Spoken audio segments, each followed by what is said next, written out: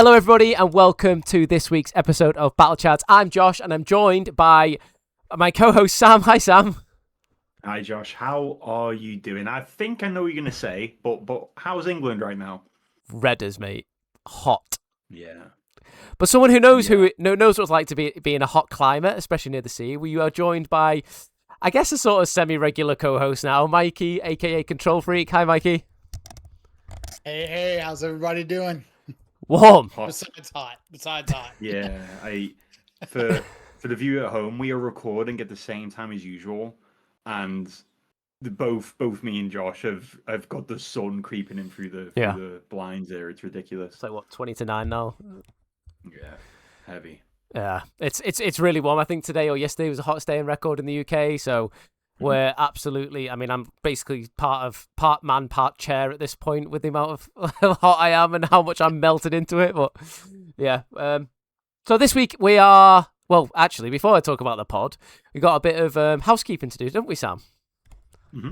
Do you want to? One thing. Yeah. And in relation to the weather, I've got the perfect segue. Okay, Usually, I don't go on about how good my segues are, but Josh has done an episode without me, and it was below average segue, Josh. It Sorry. was. But one thing that's always hot is our wonderful sponsors over at UltraPRO. We are a Chad Magic podcast, which means we are sponsored by UltraPRO, and we're really happy to have them as a sponsor. They do accessories, everything you could ever think of, playmat tubes to playmats to sleeves, everything you want. They provide to the best of quality, and they've recently been on an absolute tear with picking what artwork goes on what. All of their stuff looks absolutely beautiful. So if you want compliments across the table after you've gone O2 about, oh, that's a nice playmat though, pick UltraPRO. Cheers, Sam. So, Mikey, you and Dingo were on a podcast feels like a few weeks ago now, where we did a modern tier list. And we decided to sort of revisit that. But there's been some changes to Modern since we've sort of did that list, hasn't there? There's been a little bit of a shakeup. Some of the stuff that we had pretty high up on the list might be no longer legal in the format. Mm-hmm. Maybe there's some new introductions that have shaken things up since then. It was always Jite. Yeah. Rest in peace. Yeah, unban it. We call that absolutely pointless unban, but an unban nonetheless. So Sam, do you want to explain to the listeners how we're going to target this tier list then? Who's this tier list that we're going to do today in this podcast, revisiting the modern one for?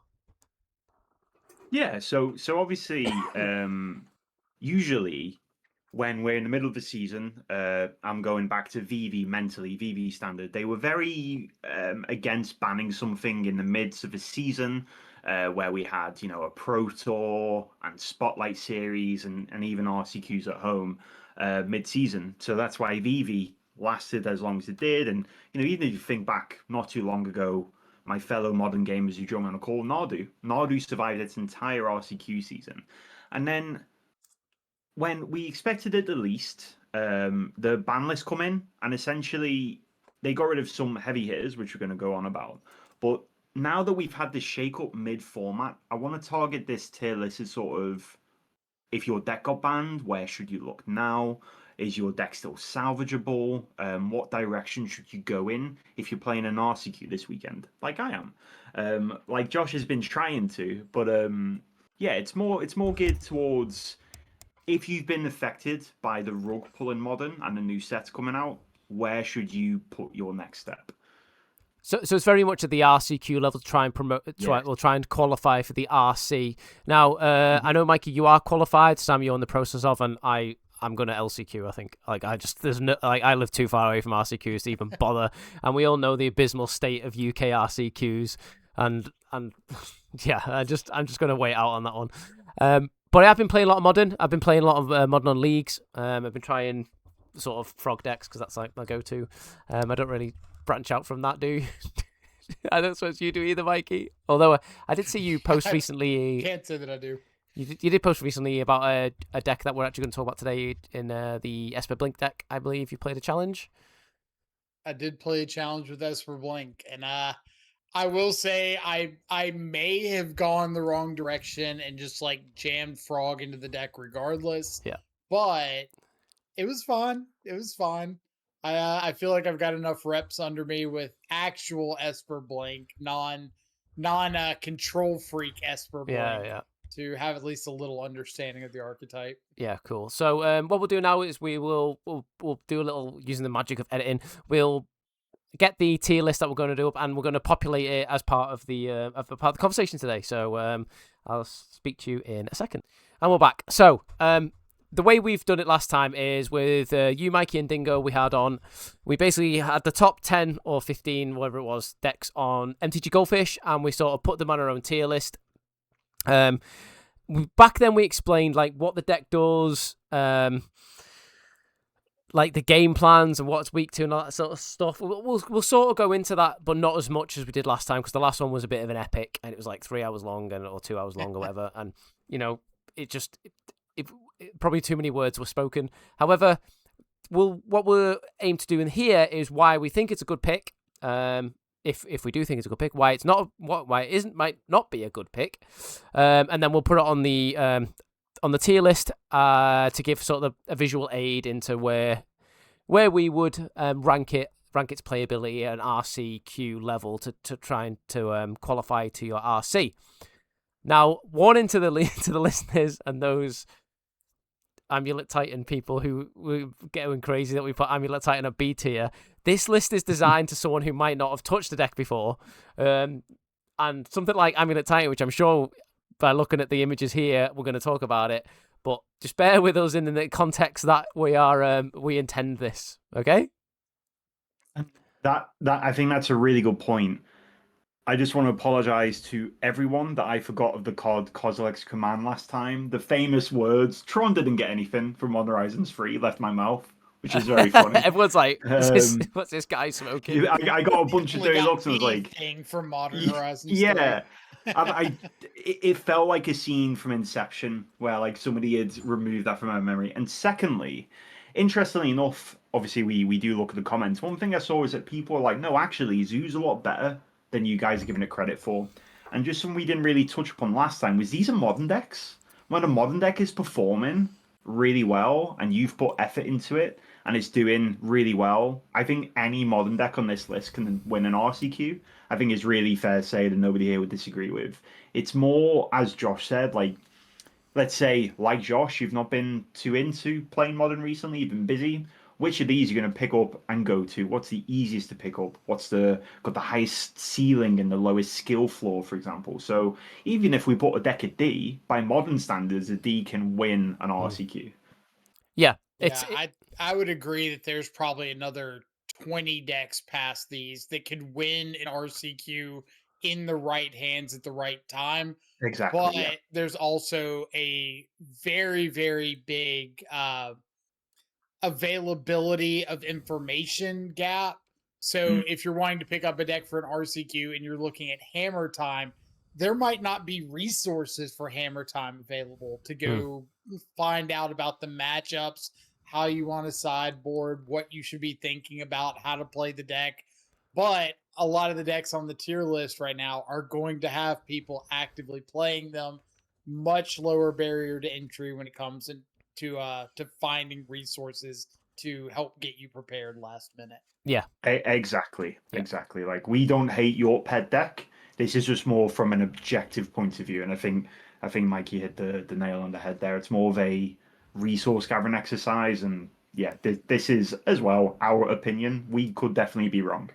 I mean, like, Modern's so wide open. Yeah. Modern's so wide open. I mean, I just lost. I did a league before coming onto here, and on my trophy match, I lost to an Omnath soup. So it's one of those like weird things. Like, you know, Modern is wide open. The card pool's humongous, and if you have a pet deck and you do really well with it, I always say that it's always better at an RCQ level to play what you know the best rather than branch out unless you sort of already know the play patterns and done the research, etc. So shall we start at the top then? So Sam, top of the list is still Boros Energy. I'm not sure if that's a remnant of pre-bans, but Sam, just want to tell us how Boros Energy has changed since the last time we did this tier list. So we've touched upon these bans a little bit, and I was going to leave it up until now to discuss what those bans actually were. So really quick, Flage, got banned, Lotus Field got banned, Umezawa's GT got unbanned, and Violent Outburst got unbanned. So we traded 2 for 2. And if you think about Modern, what it looked like a couple of months ago, Boros Energy was just the best deck. It had the best results, but also with the most people playing it. So obviously its statistics are going to be better when it's got a 7% more play than any other deck. So Boros Energy is currently in a really weird point because people are convinced that it was dead. I saw a lot of people discuss, oh, Boros Energy's dead. Thanks for that, Wizards. Very cool. Some ironically, some unironically supporting that vibe. But here we are. It took a couple of weeks and Boros Energy's fine. If anything, what's really interesting with Boros Energy now is there's no more stock 75. We were discussing this a little bit on the pre-brief. But if you want to play more Fable and the Mirror Breakers, or you want to play more Ranger Captains versus, you can. This deck is actually a lot more tunable for what you expect in your local meta. Yeah. And that's because Flage was such a linchpin and so strong with Arena of Glory. It actually kind of narrowed the door on how you could build the deck a little bit.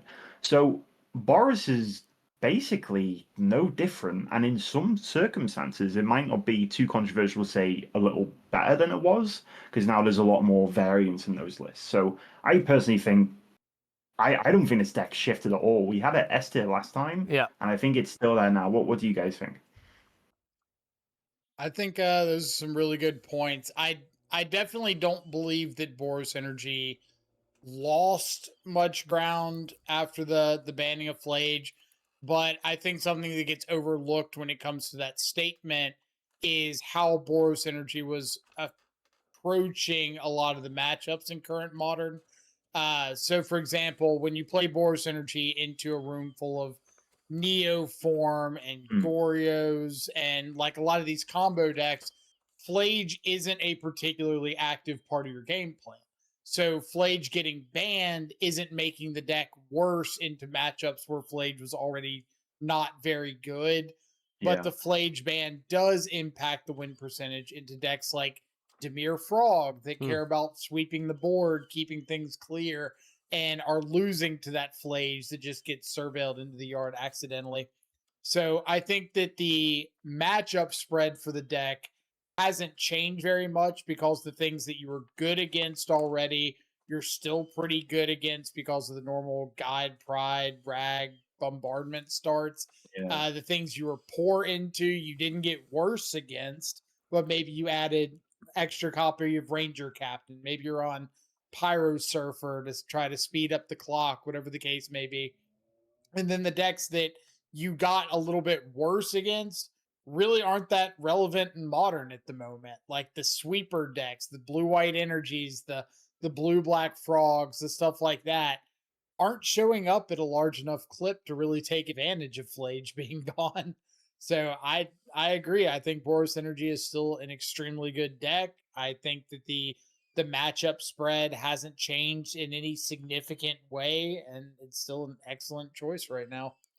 I think it's one of the most perfect aggro decks that we've seen in Modern in a long time, and I think the consistency of it. Sorry, not the consistency. Sorry, the way it's built, the reliability of the deck. The consistency of the deck, and also just the power of it is like it's always been really fair, I think.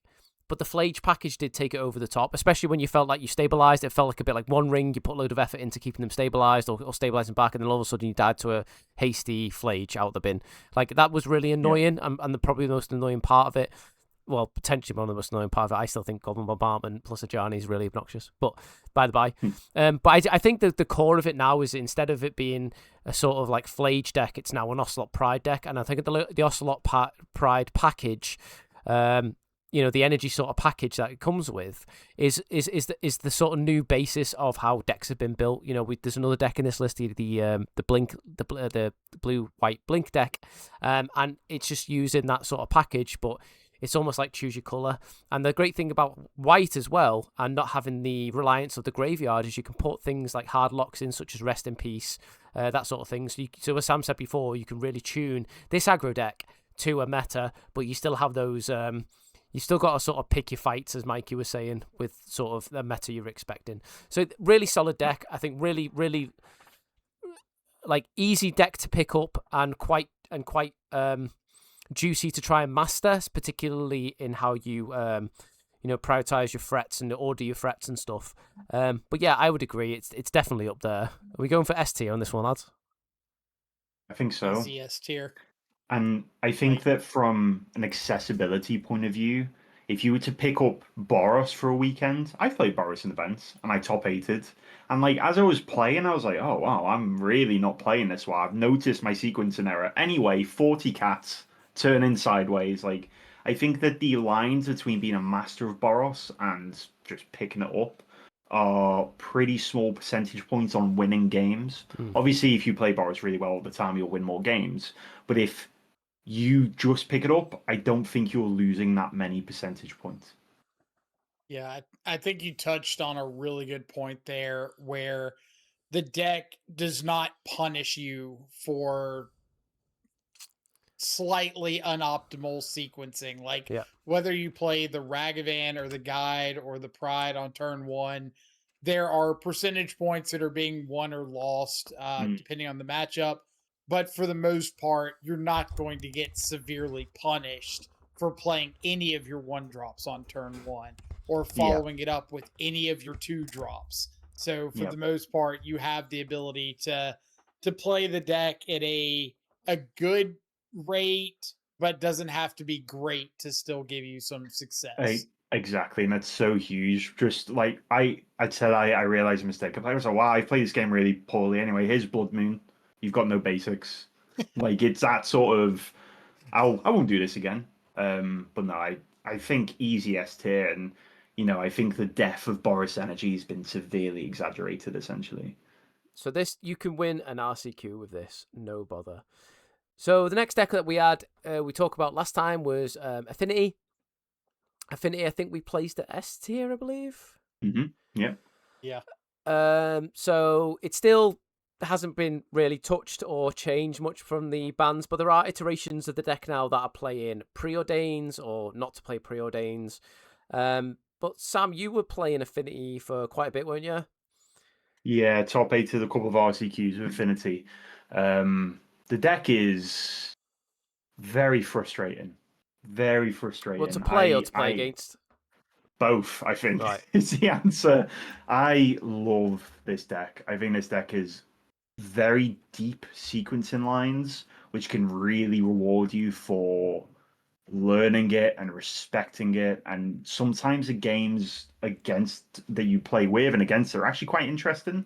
Obviously, we all remember the turn 1 Kappa, scoop them to turn, game 2. Yeah. But it's more like the games without Kappa are so interesting. It's such a fiddly deck.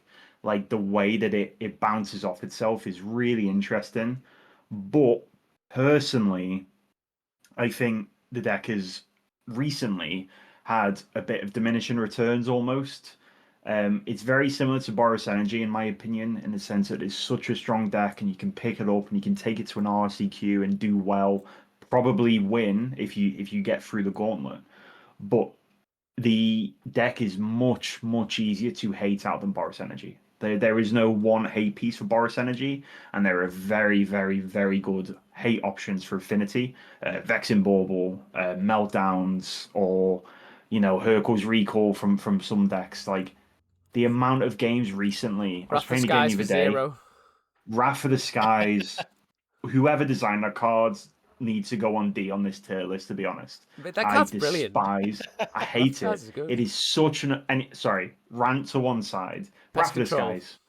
Anyway. And if you look at the decks here, we have Wrath of the Skies decks, Vexing Bauble decks, Meltdown decks, essentially, right? And it's very, very frustrating because you can play Affinity perfectly. I played a game the other day. I was on the draw. My opponent went turn on Vexing Bauble, and then Life from the Loam there beside you. Oh, I'm not winning this game, and I had no chance of winning this game. And it's just I got obliterated, and like I had no agency in that. I was on the draw, right? I got locked out from Life from the Loam beside you, which is horrible for the record. If we can note that down, but it's also that this comes with a very other frustrating element from my. I've had success with the deck. Don't get me wrong. It might sound like I'm being a bit salty, a bit of a salty gamer, but it's more looking at it realistically. You've got that inclusion as well, and then some of your draws just don't do anything. Like the amount of times I've mulliganed to 5, and I have to keep this really weird hand because I've got 4 zeros in it, but I've had to. This is how I've had to mulligan, and then sometimes just crossing your fingers to get there. So I still think it's a very, very strong and smart choice, but there are just some elements of it that I think it's lost a bit of traction in the format. And if you unless you're remortgaging to get Mox Opals as well, like I don't know, like I think this has fallen just slightly out of favor in the current metagame. What's your opinion on this one, Mikey? That was a pretty good breakdown. I was kind of waiting for you to miss something, and I'd get to interject, and then you didn't. So now I'm not sure where to go. I think on the last episode when we had Dingo around, he made a statement about Affinity, where it's the deck that can have like those game one on the play hands that nobody in the format can beat. When you just have the Pinnacle Emissaries, some artifacts, Opal, Kappa, go. Good luck. Exactly. Yeah. I think that part is still true. I'm going to assume that anybody playing Affinity or considering Affinity has already got a set or access to a set of Mox Opals. If you're going and paying $1,000 to try to win an RCQ and maybe recoup that loss, I would not suggest that. But if you already got access to them, Affinity is still a really, really good deck. I've seen a pattern at my local RCQ scene, and Sam, maybe you've seen something different or similar, where Affinity seems to top 8 everything, but I haven't seen them like close the door and win the event that often, or actually like at all. And I don't know why that is. I don't know if the people who are more consistently top 8ing are prepared for Affinity, or if you're seeing, kind of like Josh mentioned, a lot of decks running Meltdown and Pest Control and Wrath of the Skies that are making it to top 8s, and they just have the tools that Affinity struggles to kind of to fight through when it gets to a point where it's against really skilled opponents with the right hate pieces in those crucial situations. So I agree that it's got like a little bit of a knockdown. I still think it's S tier if you already have access to the opals. But I could absolutely see putting it like towards the top of A tier, because the sequencing does hurt you a lot more than Boros Energy. You do have to play tighter. You do have to understand that everybody's got hate pieces coming in for you. And if you're not ready for those, or you're not prepared to fight against them, you're going to struggle. I that's a really good point. It is the best top 8 deck in the format, I think. And what's funny is there's 3 people locally, and in England we have much bigger RCQs but fewer of them. So everybody goes to these ones, and like there are 2 other people, shout out to Alex and Sam, who also play Affinity. And what I've noticed, which is really interesting, they're better players than me. They can have that. That's fine. But when one of us is doing well, we're all doing well. And when one of us is in the 0-3 bracket, we all are. It's like there's no middle ground for Affinity. And I think personally for me, I'd put it in the tippity top 0.1% of A tier, but I could also see this being an S tier. And what really opened my eyes with Affinity is I was losing games to my best matchups, because now they've just got 10 cards in the sideboard for me. I can beat 2 Wrath of the Skies, but 2 Wrath of the Skies of Pest Control, Meltdown, Hercule's Recall, all in one game is so backbreaking. But yeah, I think that's a really good point. I think Affinity is just like a lot more of a known quantity than it was the last time we did the list. More people are packing more hate for it more often, and that's got to take some amount of toll on its win percentage. Sorry, Josh, didn't mean to cut you off there. it's one of those things. Like it's.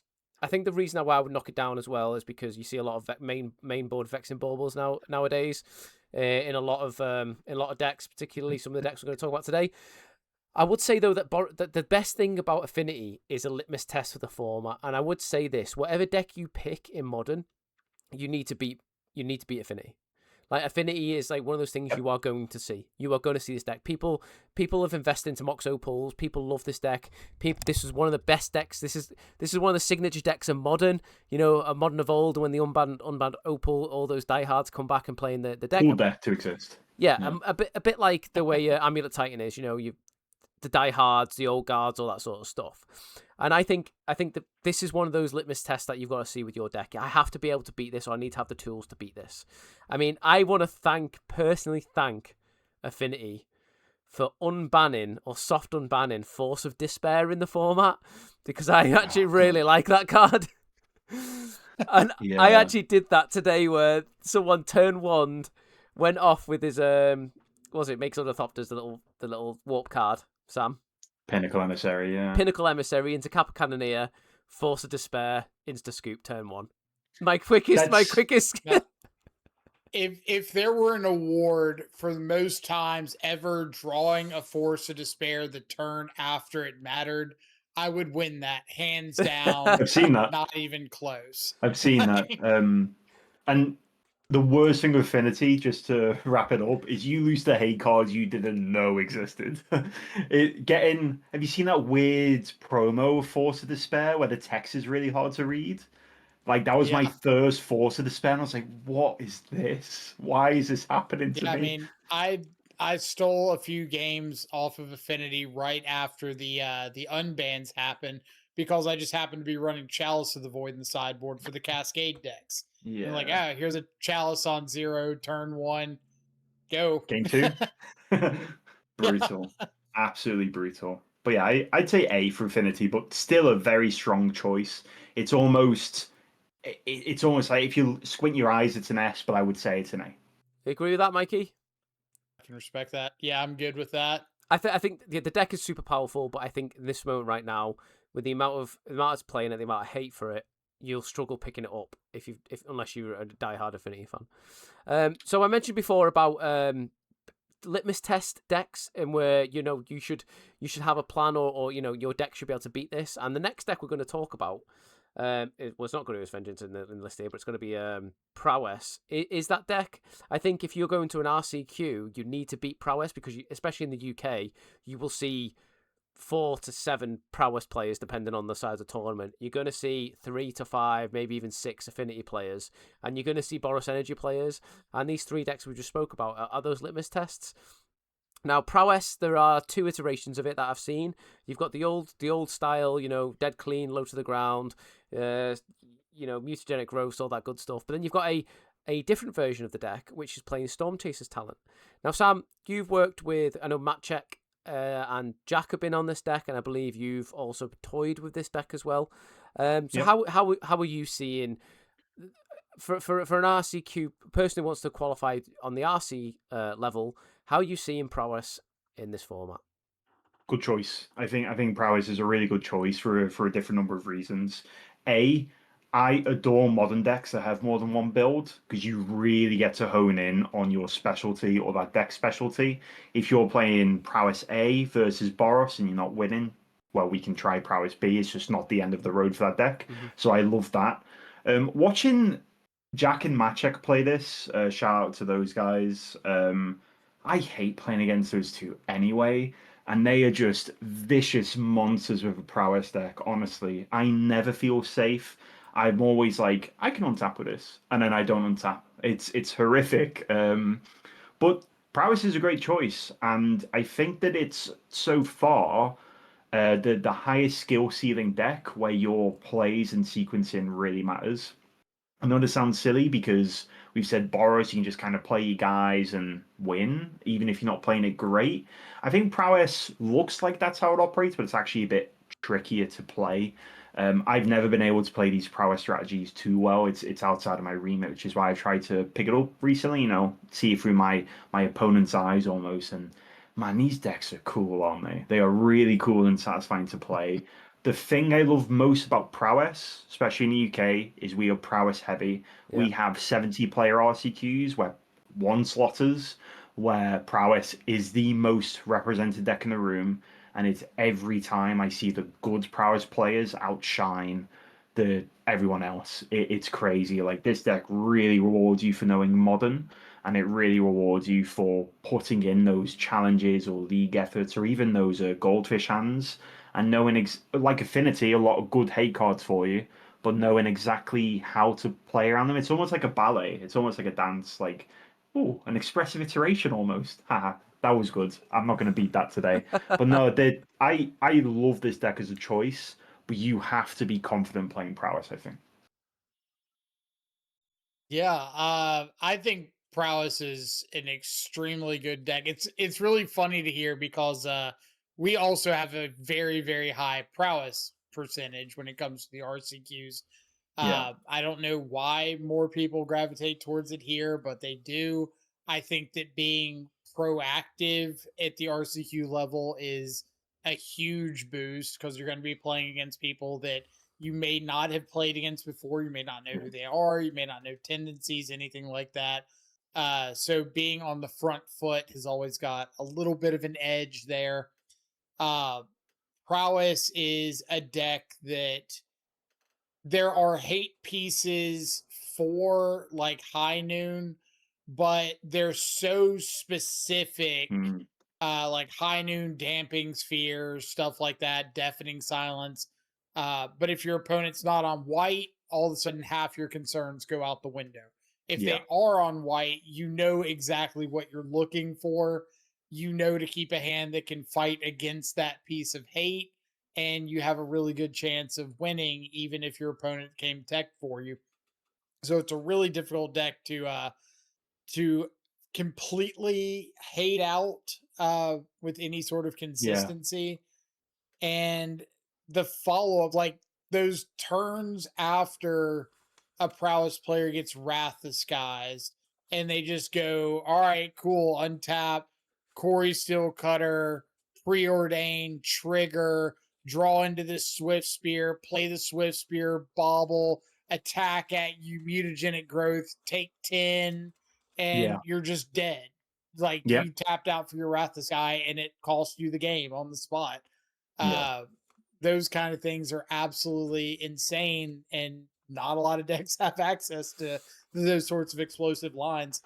Plus, the deck is relatively well known. It's pretty easy to find like sideboard guides for prowess, to find Yeah. people playing content on YouTube and whatnot.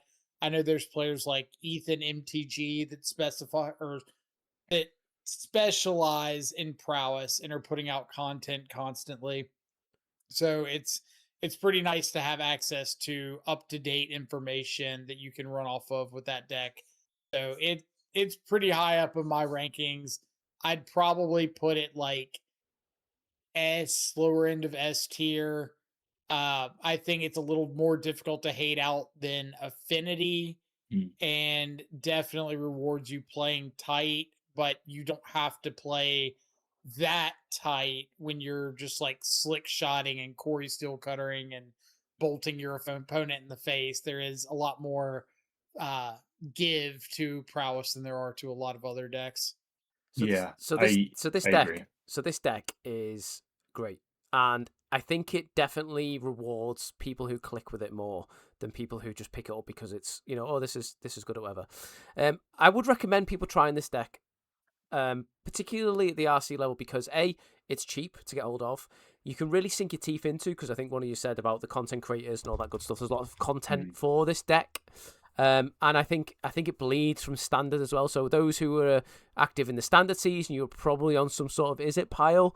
You know, you're probably au fait with that sort of play pattern anyway. So you can sort of cross those play patterns over into this. I mean, this is like greenless infect, right? I mean, you can have like a tempo strategy where you bounce and stuff. You maybe have a few count spells in there. The blue and the red package has a lot of things to answer. Answer hate pieces on a tempo level to give you a window to just kill people. And I think that's what this deck needs, is a great prowess player will identify a window, and that window is like, yeah, it's go time. And I think if you can just apply enough pressure where you can create your own window, that really separates the good prowess players from the sort of poor ones. Another one, Sam, I actually got a prowess player with Force of Despair. after the mutagenic growth twice and then bolted me, and then I just forced despair the slick shot. It was great. I'm not gonna mention Force Despair anymore, I promise. Yeah, I'm sweating enough as it is in this heat. I love Prowess. I think Prowess is always a deck, like, it's probably the deck the most I've been against and gone, look, no sequence of draws can kill me, so I'm going to tap out, and then I die. Yeah. It's so sick to see. And it's always like, Prowess is great to. I feel like a healthy modern meta does have Prowess, a strong Prowess presence, because it just means that the dynamic is pretty well spread. No, I like Prowess a lot. Yeah. Yeah. So I have no reasoning behind it, but for whatever higher power bestowed the ability onto me, I'm basically a Prowess savant. No idea where it came from, but I played the deck through like 3 leagues and it's been 5-0, 5-0, 4-1 or something stupid like that. And if I can pick up a deck like Prowess and do well with it, I believe anybody can if they stop for a second and think. But I do feel like if you're somebody who's very impulsive, Prowess probably isn't the best bet for you. Because if you're just throw burn spell at you, mutagenic, dart you, flashback, lava dart you into open mana, and they go, cool, fatal push your Swift Spear. Yeah. You're not going to have a good time. I think if you play this, if you're a tempo player and you play this deck, you'll probably click with it. Like you should play this aggro deck like a tempo deck, in my opinion. And if you can sort of do it like that, pulse the aggro in sort of a way to find that window, as I mentioned before, you'll do really well. If you're treating this like a burn deck, you're playing it wrong. It's not a burn deck. But you can't just push buttons. I would put this in A tier personally. Like, because I still think like it's good. And it's resilient, and it's a great deck. But I feel you need to play a league or something with it first. Like it's not as forgiving as say Boros Energy, or as broken as Affinity. I'd put this A tier. How are you guys thinking? I'm putting it bottom of S tier. I think it really benefits from being like an explosive, proactive deck, and there's not a lot of decks that can compete in terms of being out on the front foot, which at the local RCQ scene, you're going to have more people that are trying out stuff to try to spike the meta. They're not going to be as familiar with their deck, and Prowess gets to take advantage of stuff like that and just hit your opponent in the face. I like S for Slick Shot. Okay. That works. S for Slick Shot. 2 out of 3. Now, I will say, I think it's like the bottom of S tier for me personally, but I think it gets a lot of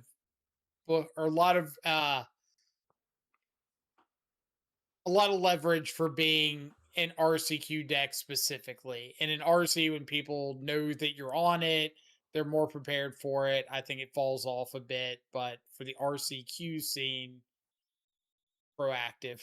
Cool. I'll do it left closest to the letters is like the better.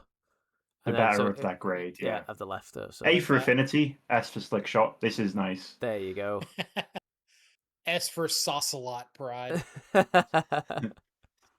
like that. S for See Your Flage. So we'll go on to a pet deck of mine, which is Goryo's Vengeance. Now, this is, I think, rank 3 in Goldfish at the moment, and it was a real resurgence. We saw a real resurgence to this deck recently, because I think the whole graveyard strategies are pretty powerful anyway. And you always saw like players like there's always an argument between this and Grixis Reanimator, which we're going to talk about in a bit, which is the sort of better graveyard deck. And I think the fact that Goryo's Vengeance has this like sort of mid-range. Sort of okay mid-range plan to then this white package that can have all your sideboard cards, the things like Affinity, things like if you wanted to really hate out Prowess you could, so in the Esper colors there's a lot of room for expression in the format. And I think with the Goryo's Vengeance deck you've got like 3 ways of building it as well, which you said before, Sam, that having different ways to express yourself in a deck means that you can pivot to how you're expecting. So you got the Flaggy Archaeologist deck, which I RVNG has been doing really well with. Then you've got the standard everyday sort of mid-range sort of Riddler package Ephemerate, with Riddler yeah. package, Riddler Ephemerate, all that good stuff. And then you've got some weird and wacky Grixis decks, and I've seen Ketramos decks as well. So you can really go off the rails with the Goryo's Vengeance sort of package, and the effects that it brings. So I think that Goryo's Vengeance is it's high ceiling, somewhat higher floor, sort of mid-range deck with a combo element. Sam, how do you feel about all this? I am not qualified to speak about Frog at all.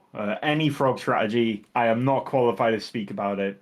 Mikey just said he was a Prowess savant. I am not a Frog savant. If I ever cast a Psychic Frog, my computer will explode. It's just, I think that this is very similar to Prowess. The highs we've just given to Prowess is that it's pretty good in an RCQ setting where it's a bit more of an open field and you are doing this powerful thing, but also rewards you for knowing how to sequence and exactly what to do, when to go for that combo, when to just. I hate it when Esper just plays this like really effective mid-range plan. Before you know it, there's 2 Riddlers have been ephemerated and there's a Frog in play, and I love the way the Psychic Frog and Riddler works. It's so cool.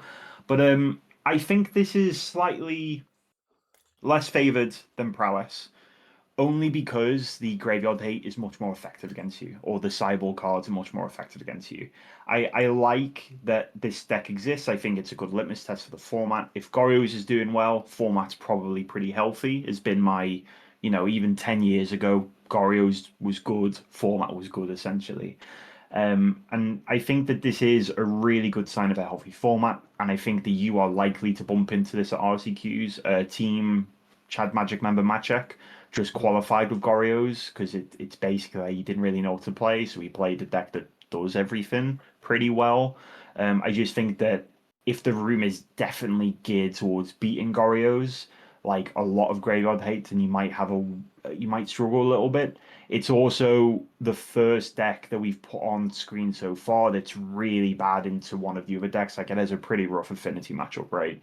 Like, it's not ideal there. So this is the first deck we've put on that has a pretty tough matchup, as in, like, we're looking below their 50% win rate there. But no, I think this is a strong A strategy. Mikey, as somebody who is qualified to speak about Psychic Frog decks, what do you think of this one? I'm very critical, probably overly critical about Goryo's a lot of the time, because I think that the plan A, Goryo's Vengeance, an Atraxa plan is good, but does catch a lot of incidental hate. So Affinity being like a 3 or 4 main deck, Tormod's Crypt deck, Boros Energy having Thraben Charms in the main deck. It can run into some brick walls from time to time where you just didn't expect your opponent to have Thraben Charm and you got completely blown out by it, or main deck Cling to Dust or whatever. Sideboard, everybody's going to be gearing for the combo, so you do have a fairly good mid-range sideboard plan. It just kind of depends on if that mid-range sideboard plan can actually get you wins. So for matchups like Boros and Affinity, I don't think the mid-range plan is good enough to get you there, unless you're teched with like extra copies of Wrath of Skies or stuff to do. But if you build your deck properly, you have a strong understanding of when to say that the combo element's not going to be working for you. You need to pivot to the hard control deck. Then I think Goryo's can be a very effective deck. I just worry that too many players are going to be kind of eyed in on getting back in Atraxa and not understand that there are matchups that you just need to give up on that element and go all in on being like an Esper mid-range, Esper control deck. But if you feel like you can make that pivot, then I think I agree that Goryo's is a very strong A deck.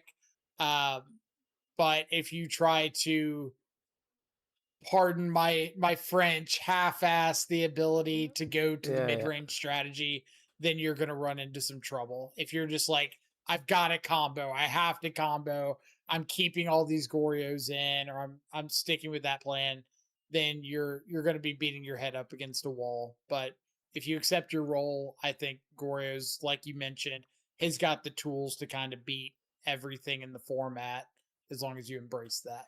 I think that's the best point. I think is knowing your role within this deck. Am I a control deck right now? Am I a mid range deck, or am I going for combo? And I think the less time you have, i.e., if I'm against Prowess or Boros Energy, then you're more on that combo, which means that the other person's going to know that that's what your game plan is. You're going to try and combo to kill me because your mid range package, guess what, isn't good enough unless I'm getting wrathed and controlled into the board, all that good stuff. So I think knowing the format, as other decks we've said, is really good. So if I know I'm in against Boros Energy, I can play around Thraben Charm, or I'm aware of it. It's a force negation deck at the end of the day, and it is an instant speed combo. So you could play around stuff like that. But things like Affinity, terrible matchup. Main board Tormod's Crypts, awful unless you just manage to sneak a win through it, or I don't know.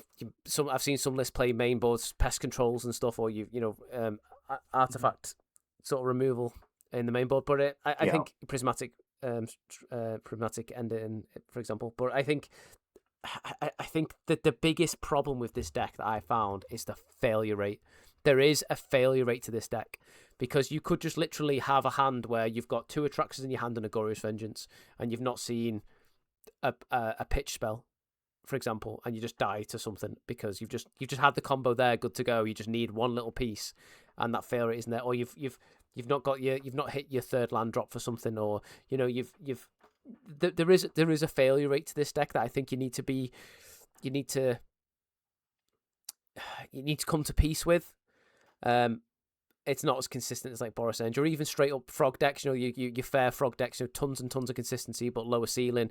Goryo's Vengeance got a massive ceiling, but it does have inherently that failure deck, particularly if you're going more on the combo and you Phalagia Archaeology yourself, or you otherworldly gaze yourself and you just see nothing on the top of the deck, and then you end up top decking your Atraxa. Like there's that can happen. And I think if you're okay with that and you build your deck in such a way that you can manage that, then I think this deck is a solid choice to get into, because it's really interesting to brew over. As a Goryo's player myself, I really enjoy brewing over this deck.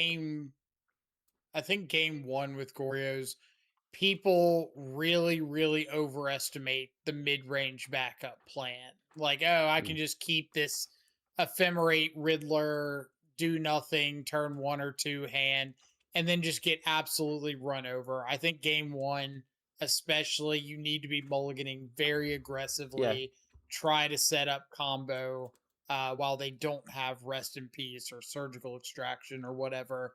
And then game 2 or 3, like you said, assess your role, know what you're trying to accomplish, know where you fit in like the the aggressor to control spectrum of Magic, know where you're lined up, and buy into that wholeheartedly. Don't try to cheat your way into. I'm just going to plug, before we move on to the next deck, I'm just going to plug Mikey's Discord, which I will link in the show notes, that I've had some really good conversations on this deck in Mikey's Discord, the CntrlFreak's Discord, because they have a subsection specifically for Goryo's Vengeance. So I'm just going to plug that in. We're very, very fortunate to have some people in the Discord, and I know it's a bit of a self-plug, so don't hate me too much. Some people that have like qualified for Pro Tours on Goryo's Vengeance. Yeah. So very, very enlightened individuals when it comes to casting Goryo's Vengeance. So we saying A tier? Happy with that? Or do you want to? I think that's fair. Yeah, I think that's fair. Right of. Well, maybe towards the bottom of A tier, to be honest, but still a good choice. I'd say I wouldn't argue if you said this B tier, honestly, because of that. I'm thinking about it more. I'm kind of wondering if, because this is a segment about like getting ready for an RCQ, do you have enough time to get the reps in and the understanding of the roles with Goryos to take it to an event and do well with it, if you're just picking it up like the week leading into an RCQ? I think on that basis, I would put it as B, because playing this deck can be a very frustrating experience if you don't get the reps in and if you don't understand the play patterns. So should I'll trust you guys. B sounds good. Yeah. I think it's got me moving it towards B+ as well. Like, I think the deck High has B, got yeah. all the tools, but if you're not on top of like when to bring in what for what matchups, when to cut combo, when to accept your role, then you're gonna get kind of run over. B I for think that's very fair. B for Boreas Vengeance. B for Betraxa. There, you see, you're Betraxa. catching on.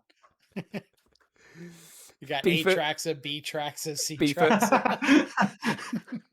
B for Bristlebrand. Anyway, we'll move on. This is getting ridiculous. We're gonna cut that out. I am not Nah, going to leave cut it that in. out. That's staying right in. You better not. No way. So next deck we got on is a personal favorite of Krista's, which is Eldrazi Tron.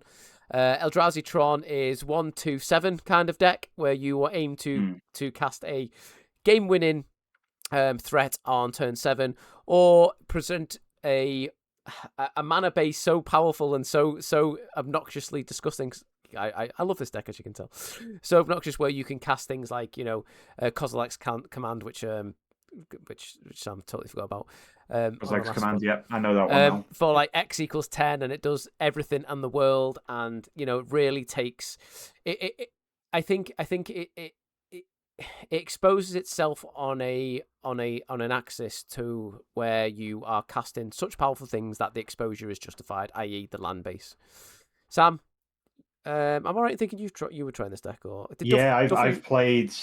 I've played Eldrazi Tron in the past. I have a lot of opinions about this deck, and I want to set the scene a little bit. So Eldrazi Tron is a very odd deck to play, and probably something that like maybe you two would find quite frustrating to play, and that's because there is very, very little agency with this deck.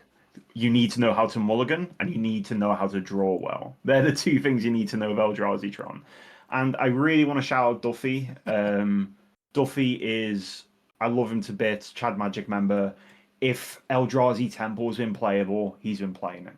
So like, he rocked up to 1 RCQ. Me and the other guys have been grinding the entire season. He's got a commitment to home, so he's not been able to do as much. And he just rocked up with his Eldrazi Tron deck and just nuked it. Got the win, went home. Like, really, really impressive stuff. And I watched him.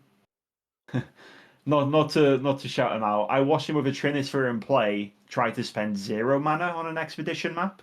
Not sure where that come from, but he tried it, and he was like, "Oh no, actually, I've got to spend 3." Like, this deck is a constrictor of a 75. If they have a good draw against you, forget about it. Like, it's really, really scary what the ceiling of this deck looks like. And if you own it, and you are the type of person who I can only make it to 2 RCQs this season, I think Eldrazi Tron's a really good choice right now. There are a couple of caveats. You have, out of nowhere, had a horrible matchup appear in land destruction strategies. Like, they are now a thing, so you have to respect them. But it's more of a, if you get paired into it, just concede and get an early launch type deal. It's really, really rough. Yeah.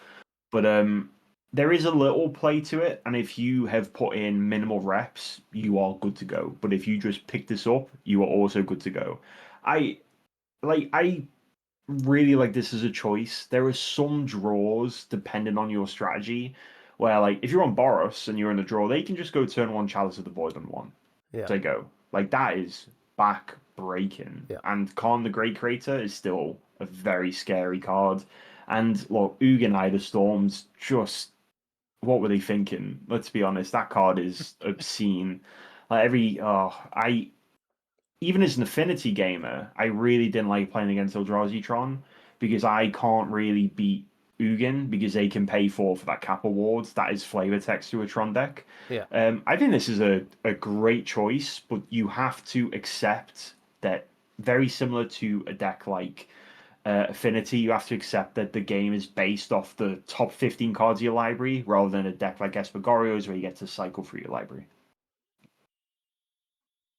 Yeah, I think when it comes to Eldrazi Tron, I really appreciate the fact that you're kind of limited by your ability to be aggressive. Like, if you're mulliganing aggressively, looking for the the right land combinations, you get rewarded for that. If you're mulliganing aggressively for like Chalice of the Void in the matchups that Chalice of the Void's good in, you can get rewarded for that very easily. And there's like two very distinct draws for the deck. And I feel like this doesn't get mentioned enough when people talk about Eldrazi Tron. There's 4 mana on 2 draws, and there's 7 mana on 3 draws. In some matchups, you want 4 mana on 2 for like Kozilek's Command Your Frog, or Thought-Knot Seer for the combo matchups, or Chalice of the Void on 2 for like Storm and whatnot. And then there's some matchups that you want 7 mana on 3. You need to be able to cast like Devourer of Destiny to take out a problematic permanent, or you get down your Ugin first, and now Blood Moon doesn't matter anymore. Stuff like that. And if you understand that role and what kind of like land situation you're looking for, that can exponentially shoot your win rate through the ceiling.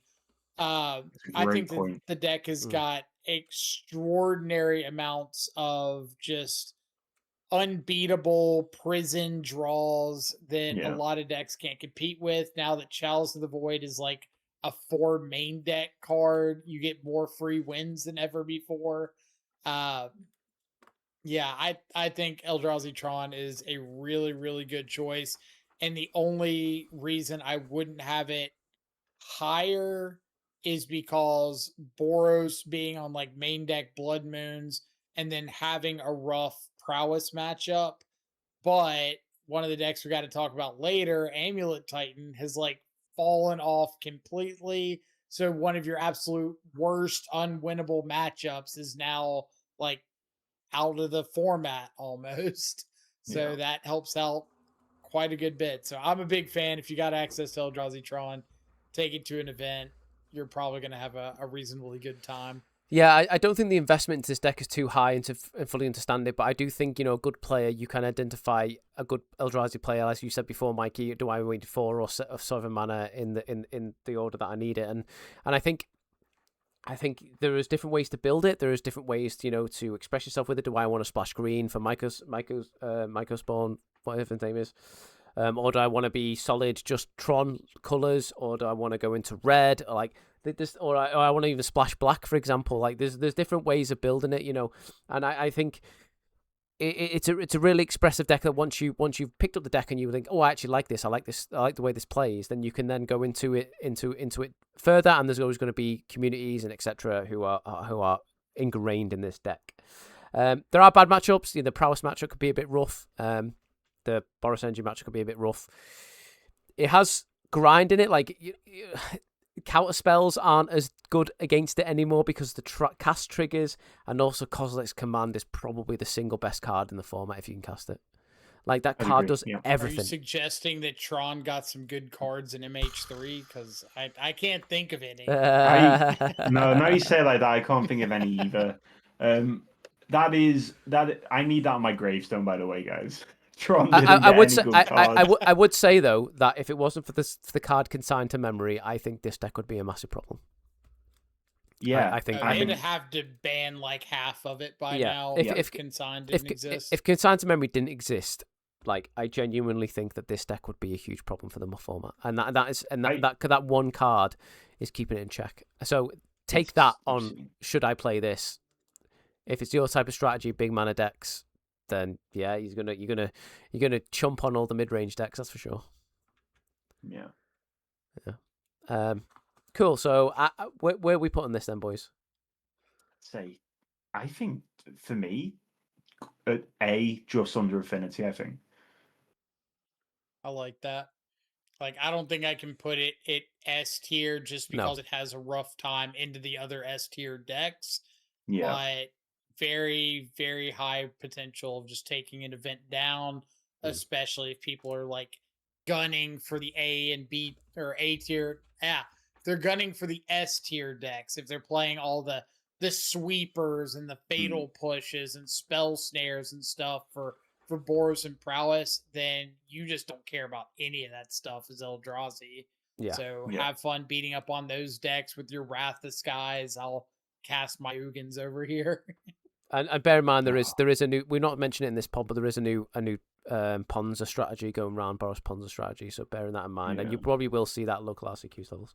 Next on the list on MTG Goldfish is another Reanimator strategy in the form of Grixis Reanimator. Sam, I tried this deck, and I'm not sure. Yeah, I'm not a massive believer in Grixis Reanimator under normal conditions. Quite simply, obviously, the obvious comparison is Goryo's Vengeance, and I just think that white is a much stronger modern color than red is. Yep. But that is a little unfair because you have a bit of a different mid-range plan with Unearth and Inoculus or so. Yeah. I think the big difference is I think Grixis Reanimator is incredible against any combo deck. Any combo deck, Grixis Reanimator is like a combo killer, essentially. It's really good in that regard. Goryo's also is, but I think Grixis Reanimator has that edge slightly.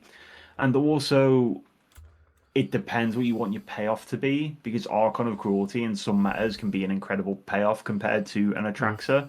Like, they do different things objectively. But for me, like, I don't think... I'll be honest with you guys, because this is only us and nobody else is going to be watching, so I'm allowed to disclose some secrets. I don't think I've ever beaten Grixis Reanimator. I'm like 0-5 against this lifetime. Like, I just can't do it. It's a very anti-Sam strategy, but in the great schemes of Modern, I'm personally not convinced. No. Mikey, what do you think of this one? I think I'm on the opposite side of the spectrum, where I'm not sure I've lost a game to Grixis Reanimator, or lost a match. But I agree. However, I'm not very sold on the deck. I feel like I should appreciate Grixis Reanimator because I really like the backup plan of being able to just hard cast Abhorrent Oculus. But the second part of that, where you compare it, like you said, to Goryo's Vengeance, being able to work Quantum Riddler, ephemerate it, have Solitude, all that stuff, your primary game plan is a sorcery speed combo. So you're worse against like surgical extractions and Thraben charms because you can't threaten to reanimate on your opponent's turn and then go to your turn. Good point, yeah. You just do this thing at sorcery speed and hope it's good enough. And against the matches that aren't playing something to interact with you, it will be. Or when you go Thoughtseize into Thoughtseize looting and to persist, you probably have a reasonable chance against somebody who's not running enough interaction or just kept a hand because it had a surgical extraction in it. And you can get some free wins off of that. But I think against a lot of the opponents who are more savvy to what's going on, or the opponents who are packing an appropriate amount of graveyard hate, you're going to struggle. I think that the deck is very good at being proactive and doing its thing, but as soon as its thing is stopped, I think the backup plan for the deck is horrendous and basically non-existent. So whereas something like Goryo's can pivot to another plan post-board, I don't think Grixis Reanimator really has the option to do that or the tools to do that. Yeah. So I would put this fairly low on my tier ranking just because I don't think it has the tools to be successful into like a hostile meta. Yeah, it's just so much worse into a meta like we have now where you can do it whatever you want. Like, it's very good when the meta is almost much more stagnant. Josh, you said you played this. How have you felt with this one in the past? So I ran 3 leagues with this, and I went. My first league, it was like 4-1, and I was like, oh, this deck might be something here, because I was looking at trying different decks, and obviously Psychic plays Psychic Frog, so I was automatically intrigued. And then I went and I tried it again. I was like 3-2, and then I think I went 2-3 in the last one. And I think what I realized is that the B package is just not that great. Like, your B package is either Psychic Frog, which can be Fatal Push, Prismatic Ending, Solituded. Like, there's so many. It can be Mystical Disputed. There's so many answers to your 4 cards. That is your backup plan. Or you're beating them down with a 2/2 or a 4/4 Emperor Bones, and like it's like I like Emperor Bones. Emperor Bones is a great card, But if you can play at instant speed, because what you can do is you can pressure action off your opponent by moving to combat with the trigger on the stack. They can do something, then you can respond to that with your Goryo's Vengeance. And every time I played this deck, I just thought this should just be Goryo's Vengeance. Like the Archon of Cruelty is a very specific payoff, and I think it really rewards stale board states. So say the board state you're struggling to punch through, there may be like, I don't know, you might have an Atraxa, but you're against lots of Cyanide Dracos or something. I think Archon of Cruelty is really good at punching through a stale board state. But the fact that you can draw horrendously, it just didn't feel great. The upside is, though, you can get those turns where you can turn one Faithful Salute and turn two Atraxa them, and that's like really hard for them to come back from. And even if they do answer that Archon of Cruelty, you're a card up, they're a card down, and it's a six life swing. So for essentially 2 mana. So I do think there is merits into why people want to try the deck, but if I want to qualify, a fun deck as well. It's right? Like if you don't get those frustrating interactions, it's really fun to play.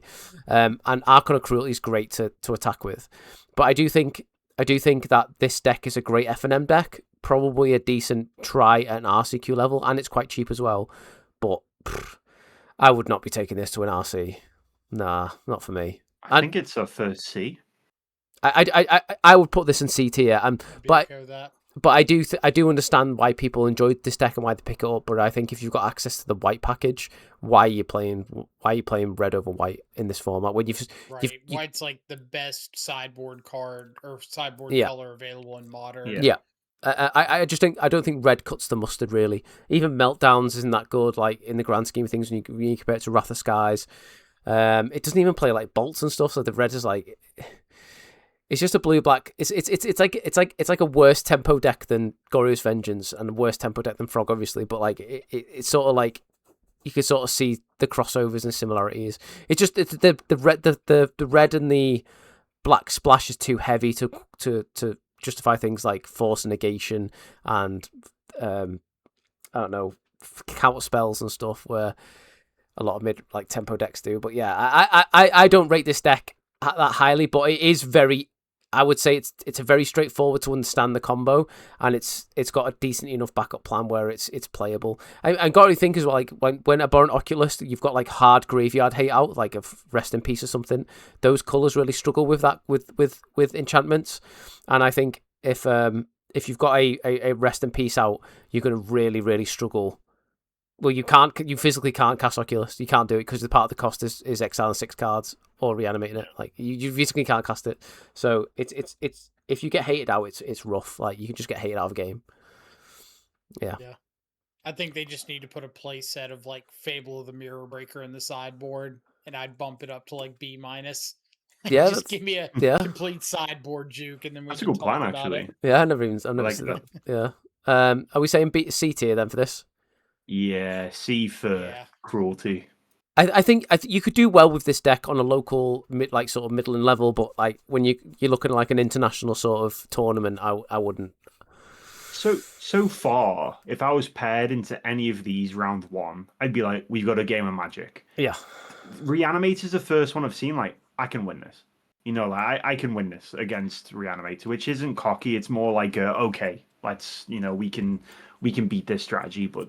I think this deck's probably as good as Oculus is, and I don't even think Oculus is that good right now, just because of the amount of Solitudes running around. So. If you're playing a Solitude Ephemerate deck, you're going to be so happy you pair into this deck. Yeah, you're like, I'm going to win this, easy. Yeah. C tier for rubbish. Sorry. C for rubbish. Yeah, sorry. It's very hot in the UK. Do you think that our opinions on Grixis Reanimator is going to spike up the same conversation as the Amulet Titan list from the last one? I hope so. I love people disagreeing with me because that's where discussion comes from. But if this is your favorite deck, again, we did say that any of the decks here could win an RCQ. It's just we wouldn't personally pick this for an event. That's all. Yeah. So before we move on, I know we're supposed to be speeding things up. What do you think about the Grixis Goryo's Vengeance deck that's running around? So that Goryo's Emperor, Emrakul, or Ulamog, all that stuff. I tried it. I don't know if I was missing something. That was like, I just wish I'd white. I just wish I had white in this deck. That's how I felt. Like I tried it. I'm Yeah. like, I don't know how whatever his name was, he or she or whoever it was who won that showcase challenge with it. They must have just ran hot, like perfect to the Faithless Lootings or something like I don't know how. Like I tried that deck and I was like, this is actually I hate this deck. I hate this version. I think the big thing is we come from a world where Faithless Looting was the best thing to be doing in a format, and now it's not the best thing to be doing in a format since it's unbanning. People are actually realizing it's card disadvantage. Yeah. Like it used to be so good that it didn't feel like card disadvantage because it lent into the ceiling of the format to do the really silly things.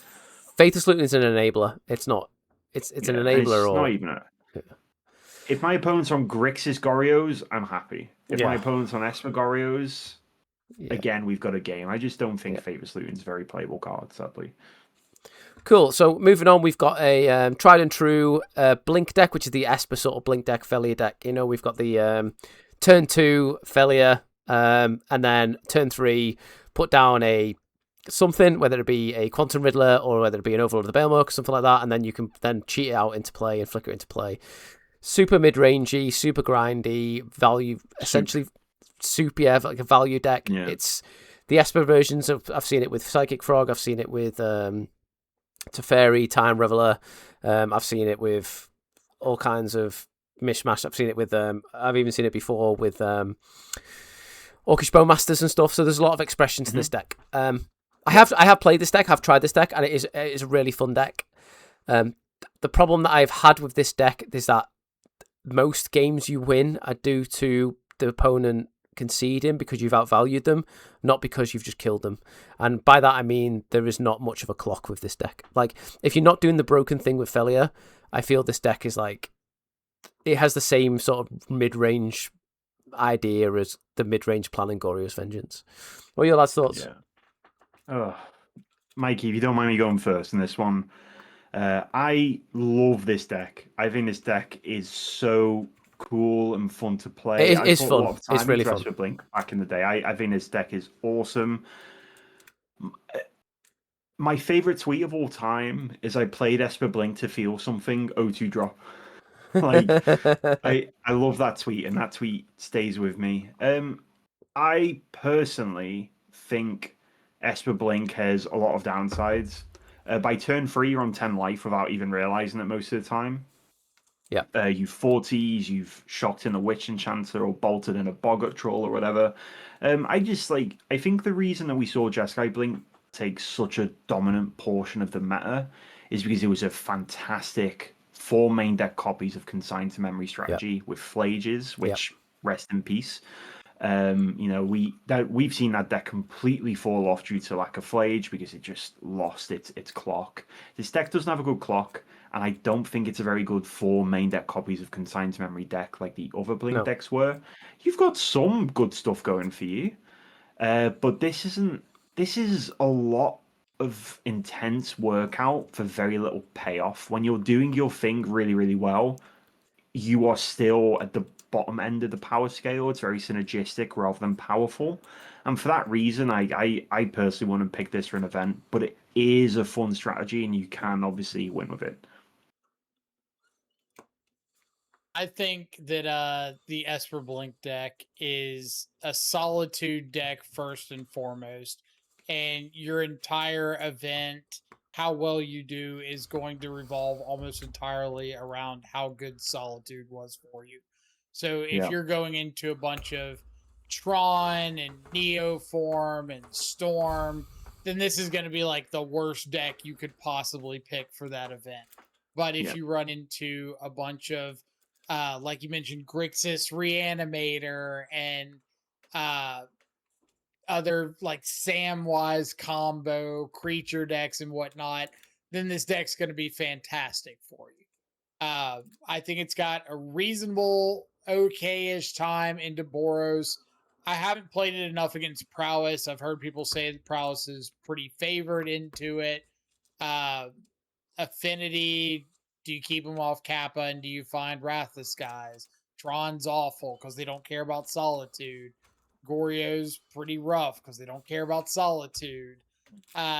So I would put it as like a really high pick if you know you're going to be running into a bunch of matchups and Solitude Matters, and a very low pick if you don't know, or if you're going into a meta that you know is going to be heavy, like combo centric. You can swing some percentage points your way with extra copies of like High Noon or Archon of Emeria, or what was it, Fairy Macabre and stuff like that. But it's not going to be the most consistent control or hate pieces you could have access to. So for me, I'm putting it like B tier below Goryo's. I think Goryo's has more agency, more proactivity, and doesn't rely so much about what you're up against. But I do agree that Esper Blink's a very fun deck to play. You can have some really cool draws where you go Felia into Quantum Riddler and you're like, oh, I drew 3 extra cards and it's going to take me 4 turns to kill you, but I got 4 more cards. The problem is those 4 cards just don't matter in this matchup. Yeah. Yeah, it is drawing cards that don't matter the deck, but they're still like good cards. Yeah, that's a very funny way of putting it. Josh, are you high on this one? So we had on the last podcast, we had a guest on. I forget. I'm trying to remember his Universe. It was his Universe. Yeah, Nikita. Nikita. And I was trying to remember his MTG target. He is really good at meta picks, right? He's not scared of changing decks or whatever. And the reason, one of the meta choices that he picks is looks at the effects he wants in the format. So what effect do I want to have in this format?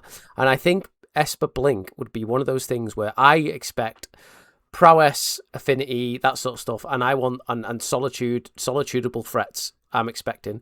So I want Solitude, Wrath the Skies, High Noon. And I think this is the best sort of deck to find those effects, because it utilizes those effects really well while having a really grindy, recursible sort of source of those threats. So you can overlook the Bailmork, recur Solitudes, etc. So I think on that axis, I think if they're the effects that you want, I think this deck would be a good pick. But you're gonna earn your wins. That you are not gonna get free wins out of this. Like I said, I tried this deck, and most of my wins came from people just conceding because I just overwhelmed them with the card advantage. Like I think this is the purest mid range deck in the format right now, and I think if that's the sort of strategy that you want, then have at it. But you're going to struggle against Tron. You're going to struggle against combo. Because Mikey, you said this before about if you're a competent player and you're against a deck, you're going to expect certain white cards. And I think if you're against a Storm player or something like that, they're going to bring in that enchantment hate. And I think you need to be aware of those downfalls, because their main game strategy will beat you. I will say this though, that this is a Thoughtseize deck, and Thoughtseize is very good right now. This is a 4 Thoughtseize deck, so you can clear the path for some hate and stuff, and it will buy you that time. But you need a lot of time with this deck, as I'm saying. And I would put I would put this in B, 100%. I think this is fun, and if you have the cards, a great pick. But I wouldn't go out and buy this deck.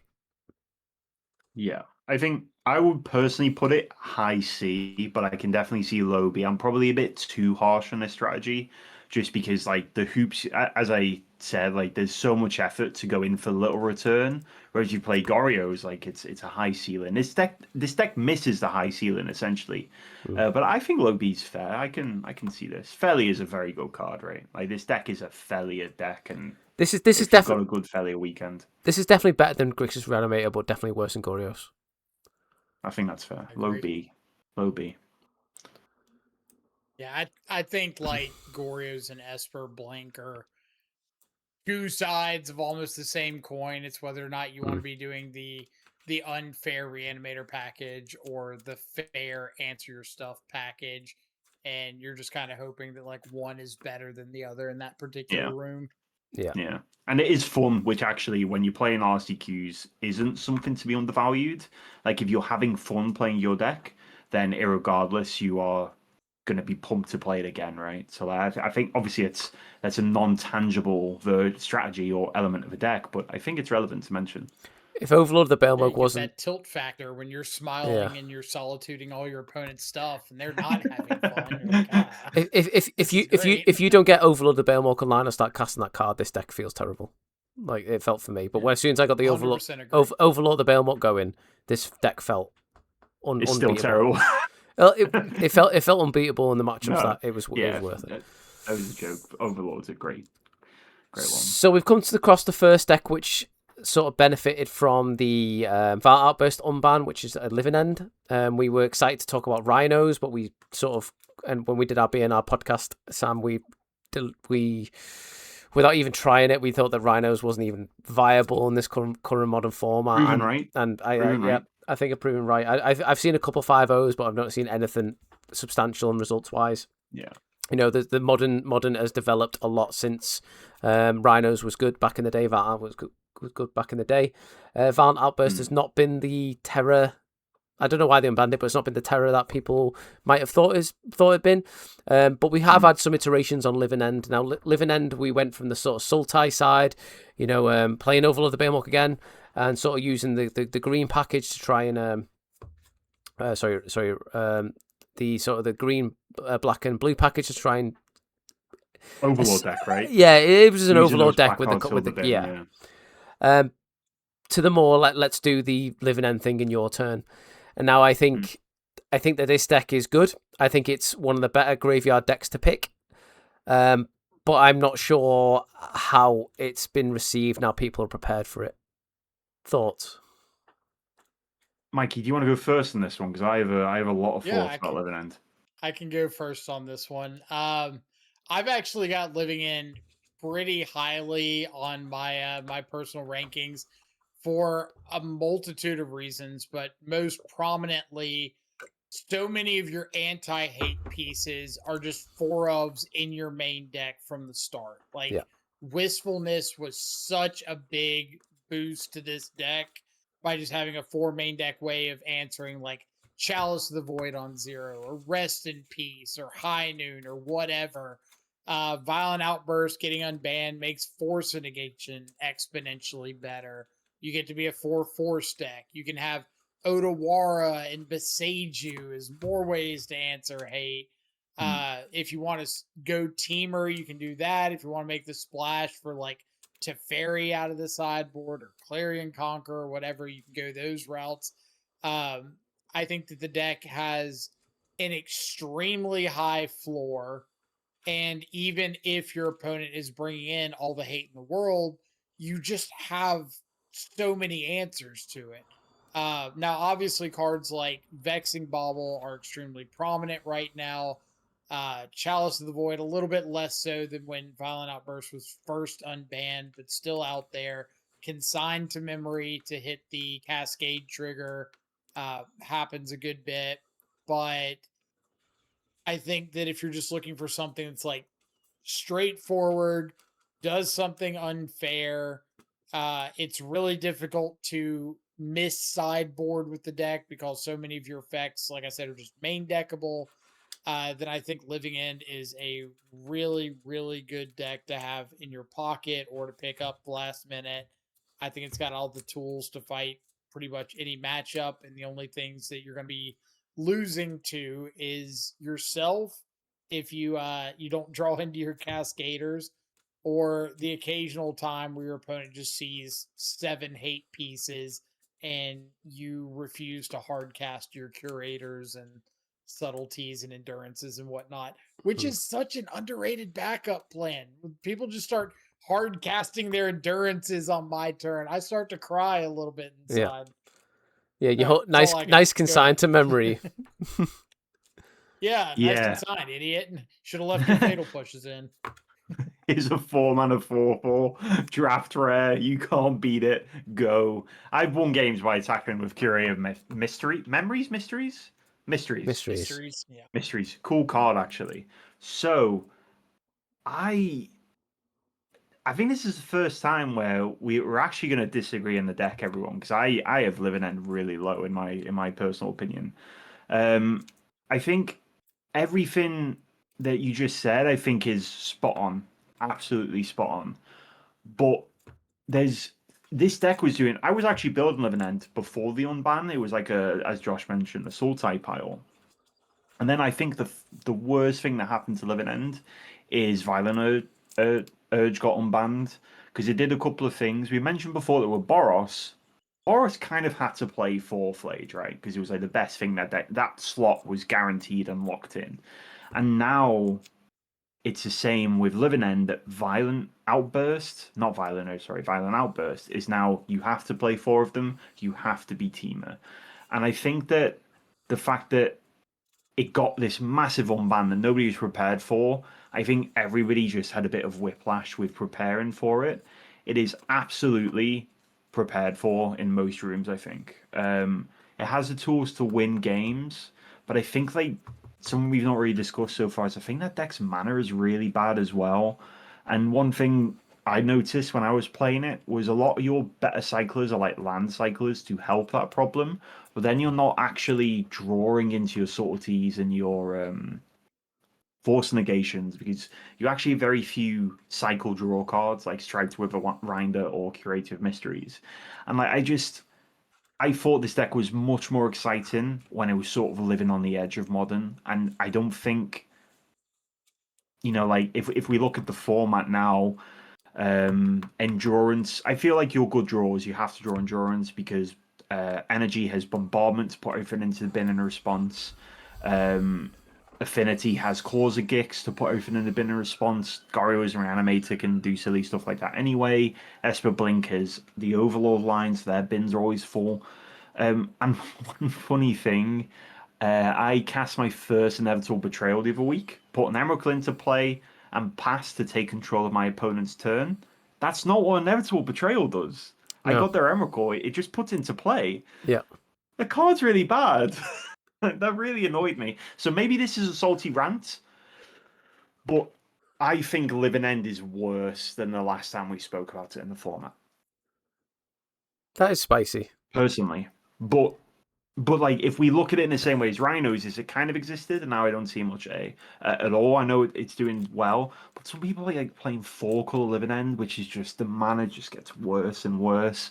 And I don't know, like, admittedly, and I will say, I am probably not a good Living End gamer. That's fair. I probably don't see it the way other people who play it for a long time do. And for me, it's an F&M deck, and obviously I can only go off my own experiences.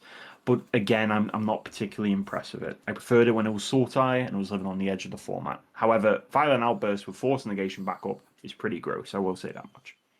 It doesn't refill its hand, does it? So, like, if you look at a lot of these pitch strategies that we have now, because it is you need a card advantage for an effect. Like, if you're not doing the Living End thing, there's no Quantum Riddlers to refill your hand to get back up. There's no like draw effects. It's like I need to create a window to do my Living End thing and flip the board to kill you dead, right? And you can do that in instant speed. But I think the last time we spoke, we said that this was the best graveyard deck, but I don't think it is now. I think Goryo's Vengeance is a better graveyard deck than this deck right now. I think sorry, go on, Sam. I was just going to say, like, on that topic, I agree. I think the best thing Living End has going for it is it's the best endurance deck and it's the best subtlety deck. Those two cards are so good. Like, the games I'm winning are the games where, as Mikey said, I'm going to flash endurance in, I'm going to leave the subtlety up, and like those type of games are the ones I really like. But no, I'm personally not sold on this. But again, I'm not very good at Magic, so shh. Like, that's probably this isn't Living End isn't Magic though. Living End isn't Magic. Like, it breaks the rules of Magic, right? You're not essentially you're not casting things as you would normally, because the things that you cast normally are not very good, right? You have to threaten this broken thing, and I think it threatens this broken thing. Don't criticize Creative Mysteries like that. Do you know what I actually really like about Creative Mysteries? The hidden text of when you cycle, you scry first, which is so good. Yeah. Pretty good. Yeah. What you said before, there's less cyclers in the deck now because they have to put the land cyclers in to fix the mana base because the mana base is terrible. Yeah, I wouldn't. I personally wouldn't pick this up, but it's a really fun and interesting strategy with a lot of backing and a lot of support and a lot of innovation. I do see the Sultai deck knocking around quite a bit. I think it's an MTG grinder called Lord Beerus or something. He's still on the Sultai version or has been. And if you are an Overlord of the Balemork fanciest, then you can sort of look into that sort of strategy and express yourself that sort of way. But I don't know why you would when you got Violent Outburst. I will say that I am exponentially more scared of the Sultai version than the Teamer version. Yeah. As like a frog player. But I think that I would still, for me personally, I would still put it above Goryo's because I think that the floor is higher. You don't have to know as much about what's going on in the format. You don't have to be as perfect with your lines because you just have access to a lot of hate pieces. You don't have to be picking up the control route in any matchup. You just know I'm doing my thing, period, into discussion. How am I going to board to stop you from stopping me from doing my thing? Like, obviously, there's sequencing when it comes to like Violent Outburst to bait out, consigned to memory, and holding force or whatnot. But I still think that the agency, feel like I've used the word agency after Sam used it first more times than I've said that word in the last like 10 years. But I feel like the agency of living in can't be underestimated too much because you just get to walk into any room with like, this is my game plan. I don't like care what else is going on in the room. I'm doing my thing. Yeah. The Shardless Agency. The Shardless Agency. The Shardless Agency. I think B's fair. I personally put it in lower B, but I think higher B makes sense as well. I think it's like the most B deck we've discussed, to be fair. I like B a lot. I think Shardless Agency is very funny, Sam. Well done. I think one thing you've got to realise with this deck is that you're essentially doing your thing no earlier than turn 3, and you can, in today's modern format, you can get in bolt range in that turn 3 before then. So you might do this fantastic thing where you've got all your creatures out, but then you just get bolted to death, which I've seen happen. Talking about the sort of slick shot decks and stuff like that.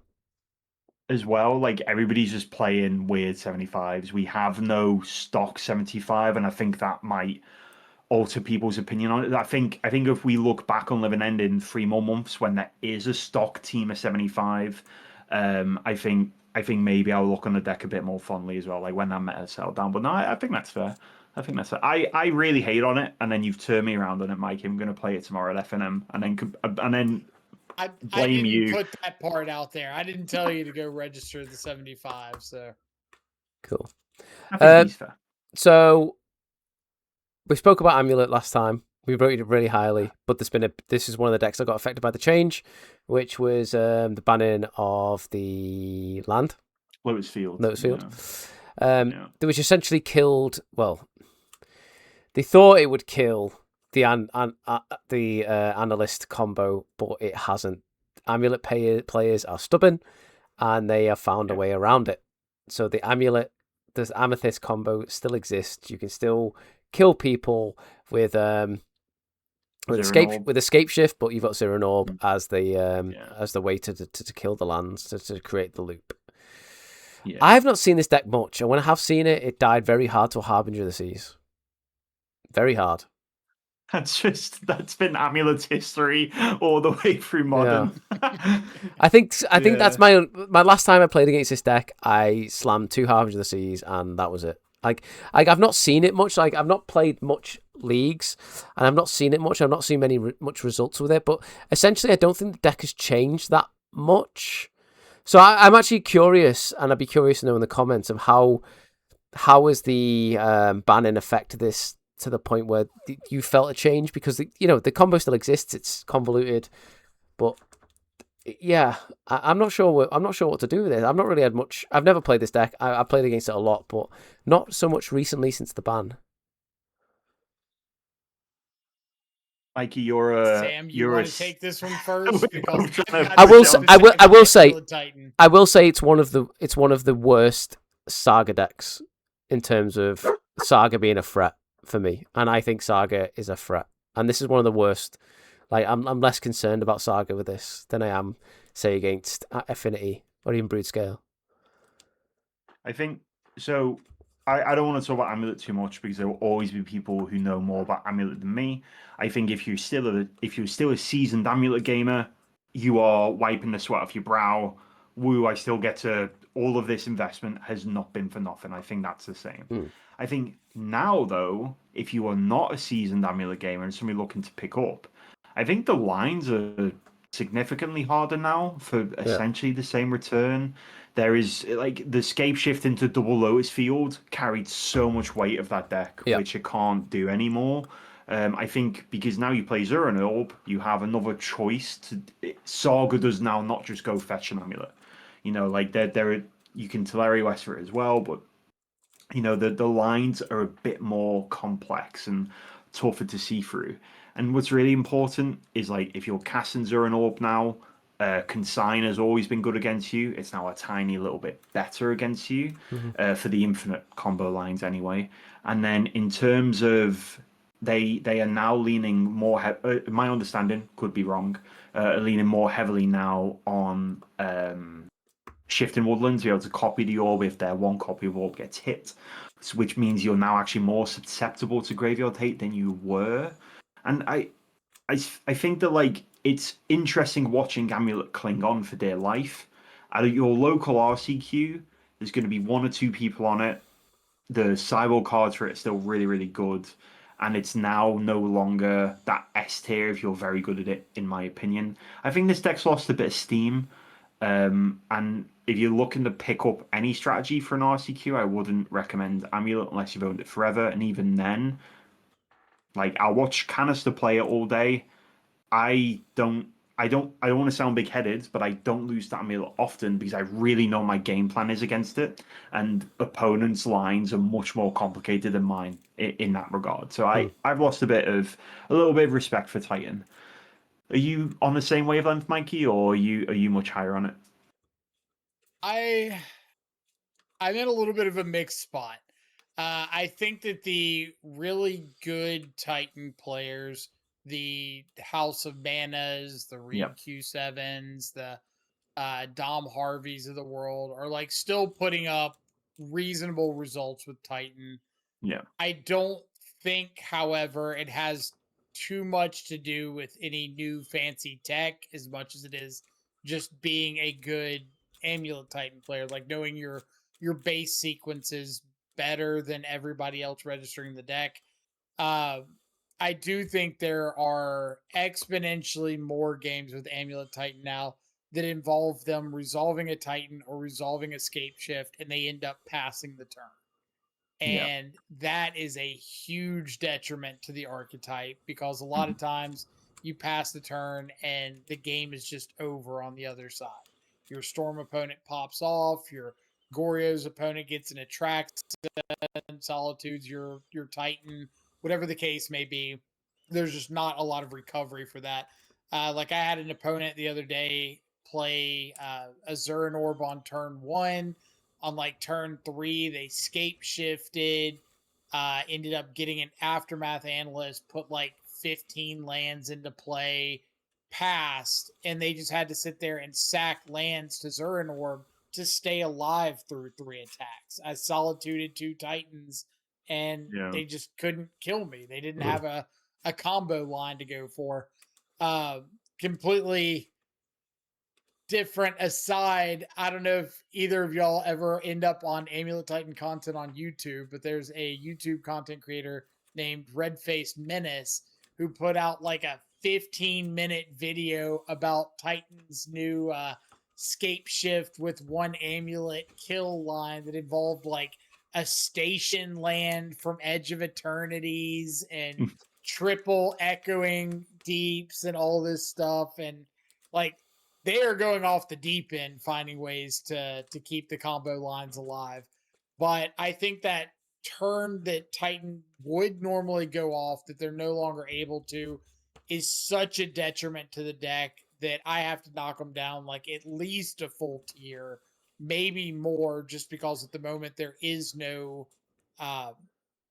agreed on way to build Titans. Some people are going Dryad Valakut, some people are going Zuran Orb, some people are going like Lumra loops. I I think that the shakeup and all the questions being asked means that there's not really a definitive Titan guide or list or information available at the moment. You're going to ask 12 different Titan players and get 12 different opinions. So for me, Titan is like same. I wouldn't pick it up if I had an event this weekend. I think in the That's fair. I think in the contents of this conversation, I would put it in D tier. In the target audience we're trying to recommend to, like it's gonna be a probably controversial pick where to put it. But I think in the context of this, what you've got to realize is that this is where we're saying pick this up for an RCQ, whatever. If you're not seasoned at this, I think a seasoned player would probably think like, nah, it's fine, it's really good, etc. Like it probably still is, but like, do you really want to sweat this deck to qualify when we've got a plethora, when Modern's full of really viable decks? I would put this in D. What do you reckon? D is a bit too dramatic. D for dramatic. I think realistically, if you're good at Amulet, I'd put it in low B. Everyone I know who's good at Amulet is not playing Amulet. And I think if you're picking this up for your first event, it is a D. But Mikey, I'll let you have the deciding factor in this one. And then we can blame you if it goes wrong in the comments. That's fair. I would be putting it like C tier above Grixis Reanimator solely because you still have like those broken put a Titan into play on turn 3 starts. You go get bounce land, besage you or whatever, disrupt your opponent a little bit. Maybe next turn get another bounce land in Otawara and just hit them with a Titan. So like there are baseline Titan sequences that allow you to win games of Magic without needing to combo. Yeah. And those baseline sequences are still like good enough to win you a lot of games of Magic. So I have a difficult time putting it on too low of a floor. Yeah. But I think if you are going to register it in a deck or register it in an event and you don't know your Zurin orb lines or whatever inside and out, up, down, left, right, then I would just play like Dryad of the Elysian Grove and Valakut and just shoot your opponent. Yeah. I was about to say that the Valakut line's probably actually way more straightforward and probably scarier, really. Like I'm way more scared of that. I would say like C tier if you play Dryad Valakut and D tier if you're picking the deck up the week ahead of time and you're going to play a Zurin orb build. Yeah, I think that's very fair.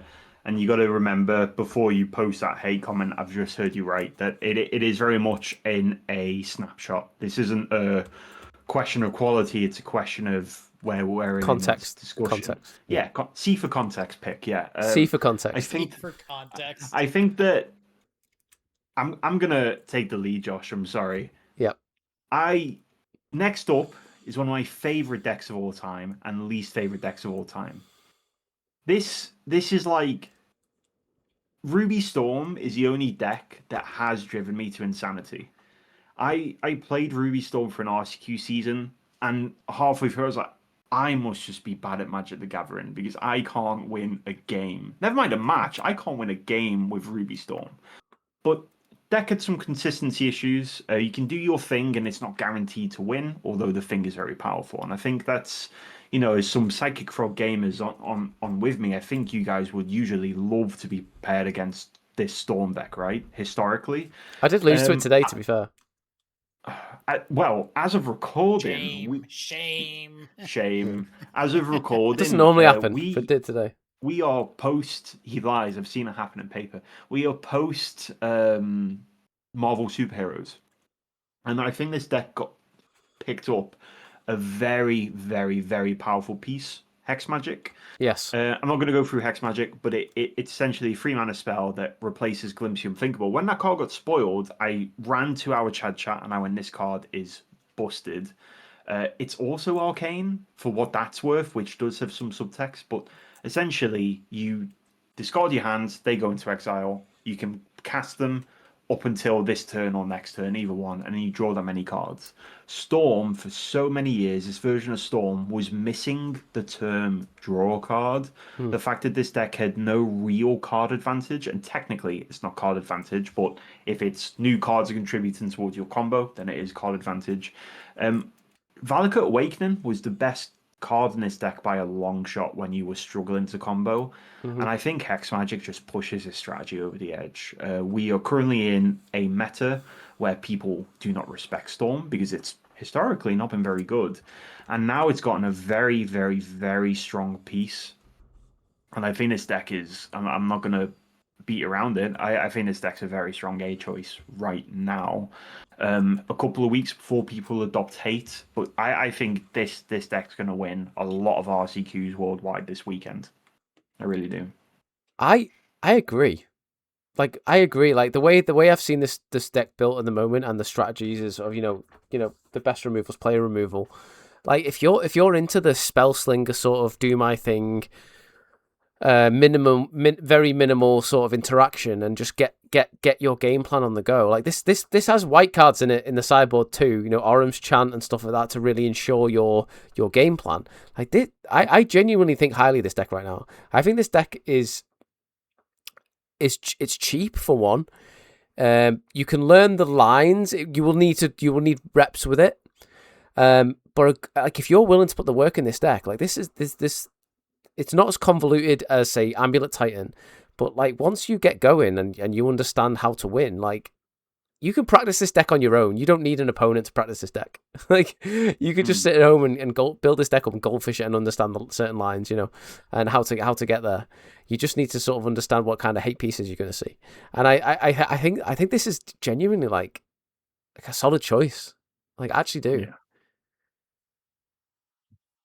Now, I will preface my little section here by saying I have not seen Hex Magic get played yet. I've not played against Storm since the card came out. I have not seen anybody play against it on stream. I have not seen anybody streaming with it. So I have no basis of understanding for that card yet. Like I know what it does, but I haven't actually seen it play out yet. So my take is going to be with that in mind. I think that Storm is a deck that if you're picking something up for a weekend event, you can fumble through Storm wins as long as you just kind of say, hey, I've got 3 pieces to start going for it. I'm just going to go for it and see where I get. That will get you some amount of wins with the deck. Obviously, it's not optimal, but the deck is powerful enough that it'll punish you from time to time for those lines, but it'll give you free wins for them as well. Yeah. The real challenge for people picking up Storm is understanding the sideboard board in. So when do I need to look at Orum's Chant? When do I need to look at Prismatic Ending? What kind of hate do I need for what kind of decks am I going up against? And if you just start off every match with assuming your opponent has got Damping Sphere or High Noon, that'll probably take you a long way. Just every single match, I'm going to board in for Prismatic Ending and see where that takes me. So I think that the deck does have pretty high floor. I don't know the ceiling at the moment just because, like I said, I haven't seen Hex Magic. I don't know how much that's impacting the archetype. But I do think it's a deck that is very rewarding for people picking it up at the last minute. So I've got it fairly high on my rating as well. I mean, I'd put this in A tier at the moment. Yep, I'd agree. I'm not sure where. I'll defer to y'all. Yeah, I think lower bottom of A tier makes sense. Would you not put it above Eldrazi? Sure. It does beat Eldrazi. It does beat Eldrazi. Yeah. So that was sort of the top 10 on MTG Goldfish, but we've decided, or me and Mikey were I just talked before this pod, we decided to include 2 additional decks that we think are worth mentioning. sort of ones that have been performing really well and are not really at the top of the meta, but of really, like we would really consider picking them up. The first one being Broodscale. Obviously the Broodscale combo is you have Blade of the War Chief, is it, or Blood Chief? Blood Chief, yeah. Yeah, and then you attach it to Baskin Broodscale, and then you adapt it, and then you combo off. You can make infinite colorless mana. And if you've got a not so Mycos Spawn off, you've got a Chrysalis out, Flesh Raker out, you can then just ping them to death, or you can make an infinitely big Kozilek's Command and find a Walking Ballista or something, and then it also has the Emrakul lines as well, where you have the Delirium package and you can make an Emrakul and all that good stuff. Mikey, do you want to talk about this one, because this was sort of like one of your suggestions, or this was your suggestion? Yeah, I think that the Broodscale deck, we kind of mentioned it, like you said, before we started the recording. Vexing Bauble is like the backbone of the Broodscale deck. You're the best Vexing Bauble deck in the format. Yep. And if you're in a room where Vexing Bauble has a lot of good text, so Neoforms and Living Ends and stuff like that. Affinity. Then, Solitude decks, Affinity. Then Vexing Bauble can just single-handedly blow out some opponents without having to put too much thought into it. The combo element of it is extremely consistent. If you're not seeing opponents who are actively destroying your Flesh Rakers or your Urza Sagas or stuff like that, you've got Malevolent Rumbles to find stuff, Ancient Stirrings, Urza Sagas, Kozilek's Commands. So your ability to assemble the cards that you need to just one-shot your opponent are very, very consistent. They might not be the flashiest spells in the format or the most high power by themselves, but a lot of times if you're able to get rolling, you don't need them to be. I think that the deck is very forgiving because starts of like Eldrazi Temple into Flesh Raker can just win you games by casting spells, even if you don't get your combo assembled in a reasonable time. And then you can always just oops into casting Emrakuls. Yeah. And once you take control of your opponent's turn, it's really hard to screw up from that point. Like, I have access to you. We're going to find a way to mess you up as much as possible. And then Kozilek's Command, as we've already talked about, is just like the most busted card in the format by a mile. And you get to play 4 of those. So I'm a big fan of Broodscale. I think if you're looking for something that is proactive, that has some really good disruption, you've got main deck Graveyard Hate, main deck Creature Hate. You've got an Oops I Win infinite combo that doesn't need to get rid of like Summoning Sickness to kill you, so you can just you tapped out, cool, I untap and kill you. And I think that's a very strong element of a deck like that. And then you get to be like a reasonable Urza Saga deck. You're not going to be Affinity level, but you're a reasonable Urza Saga deck. You're a reasonable interactive deck. I think it's just an all-around solid 75. It's quite hard to play against as well, so it demands understanding from your opponent as well. Like I think if you're interested by Tron or something like that, but want something a bit more juicy, a little bit more to bite you, a little more to dig your teeth into, I think this is a great deck choice. Yeah, I love this deck. I think this deck is so fun to play.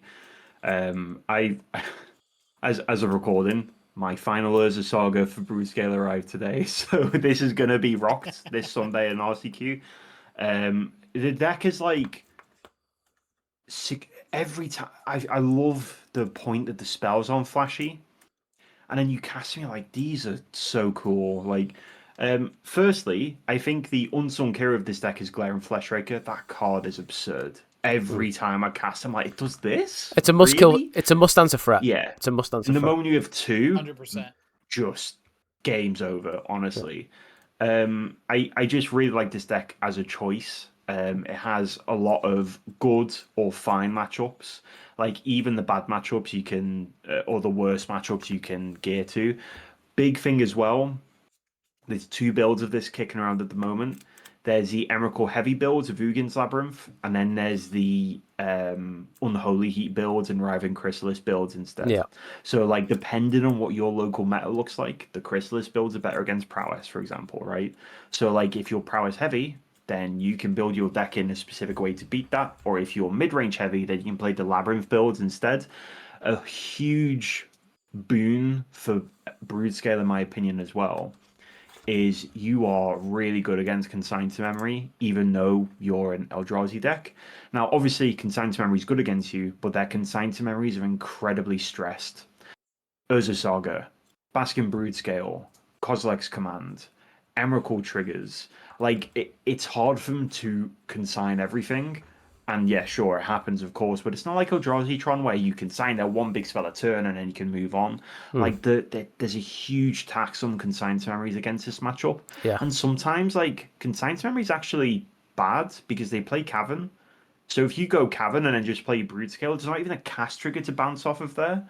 Yeah. But no, I think this deck's an awesome choice right now. And if you haven't played it, it's very, very fun to play. And figuring out those little lines and learning the deck feels fantastic. I'd put this at low A, maybe.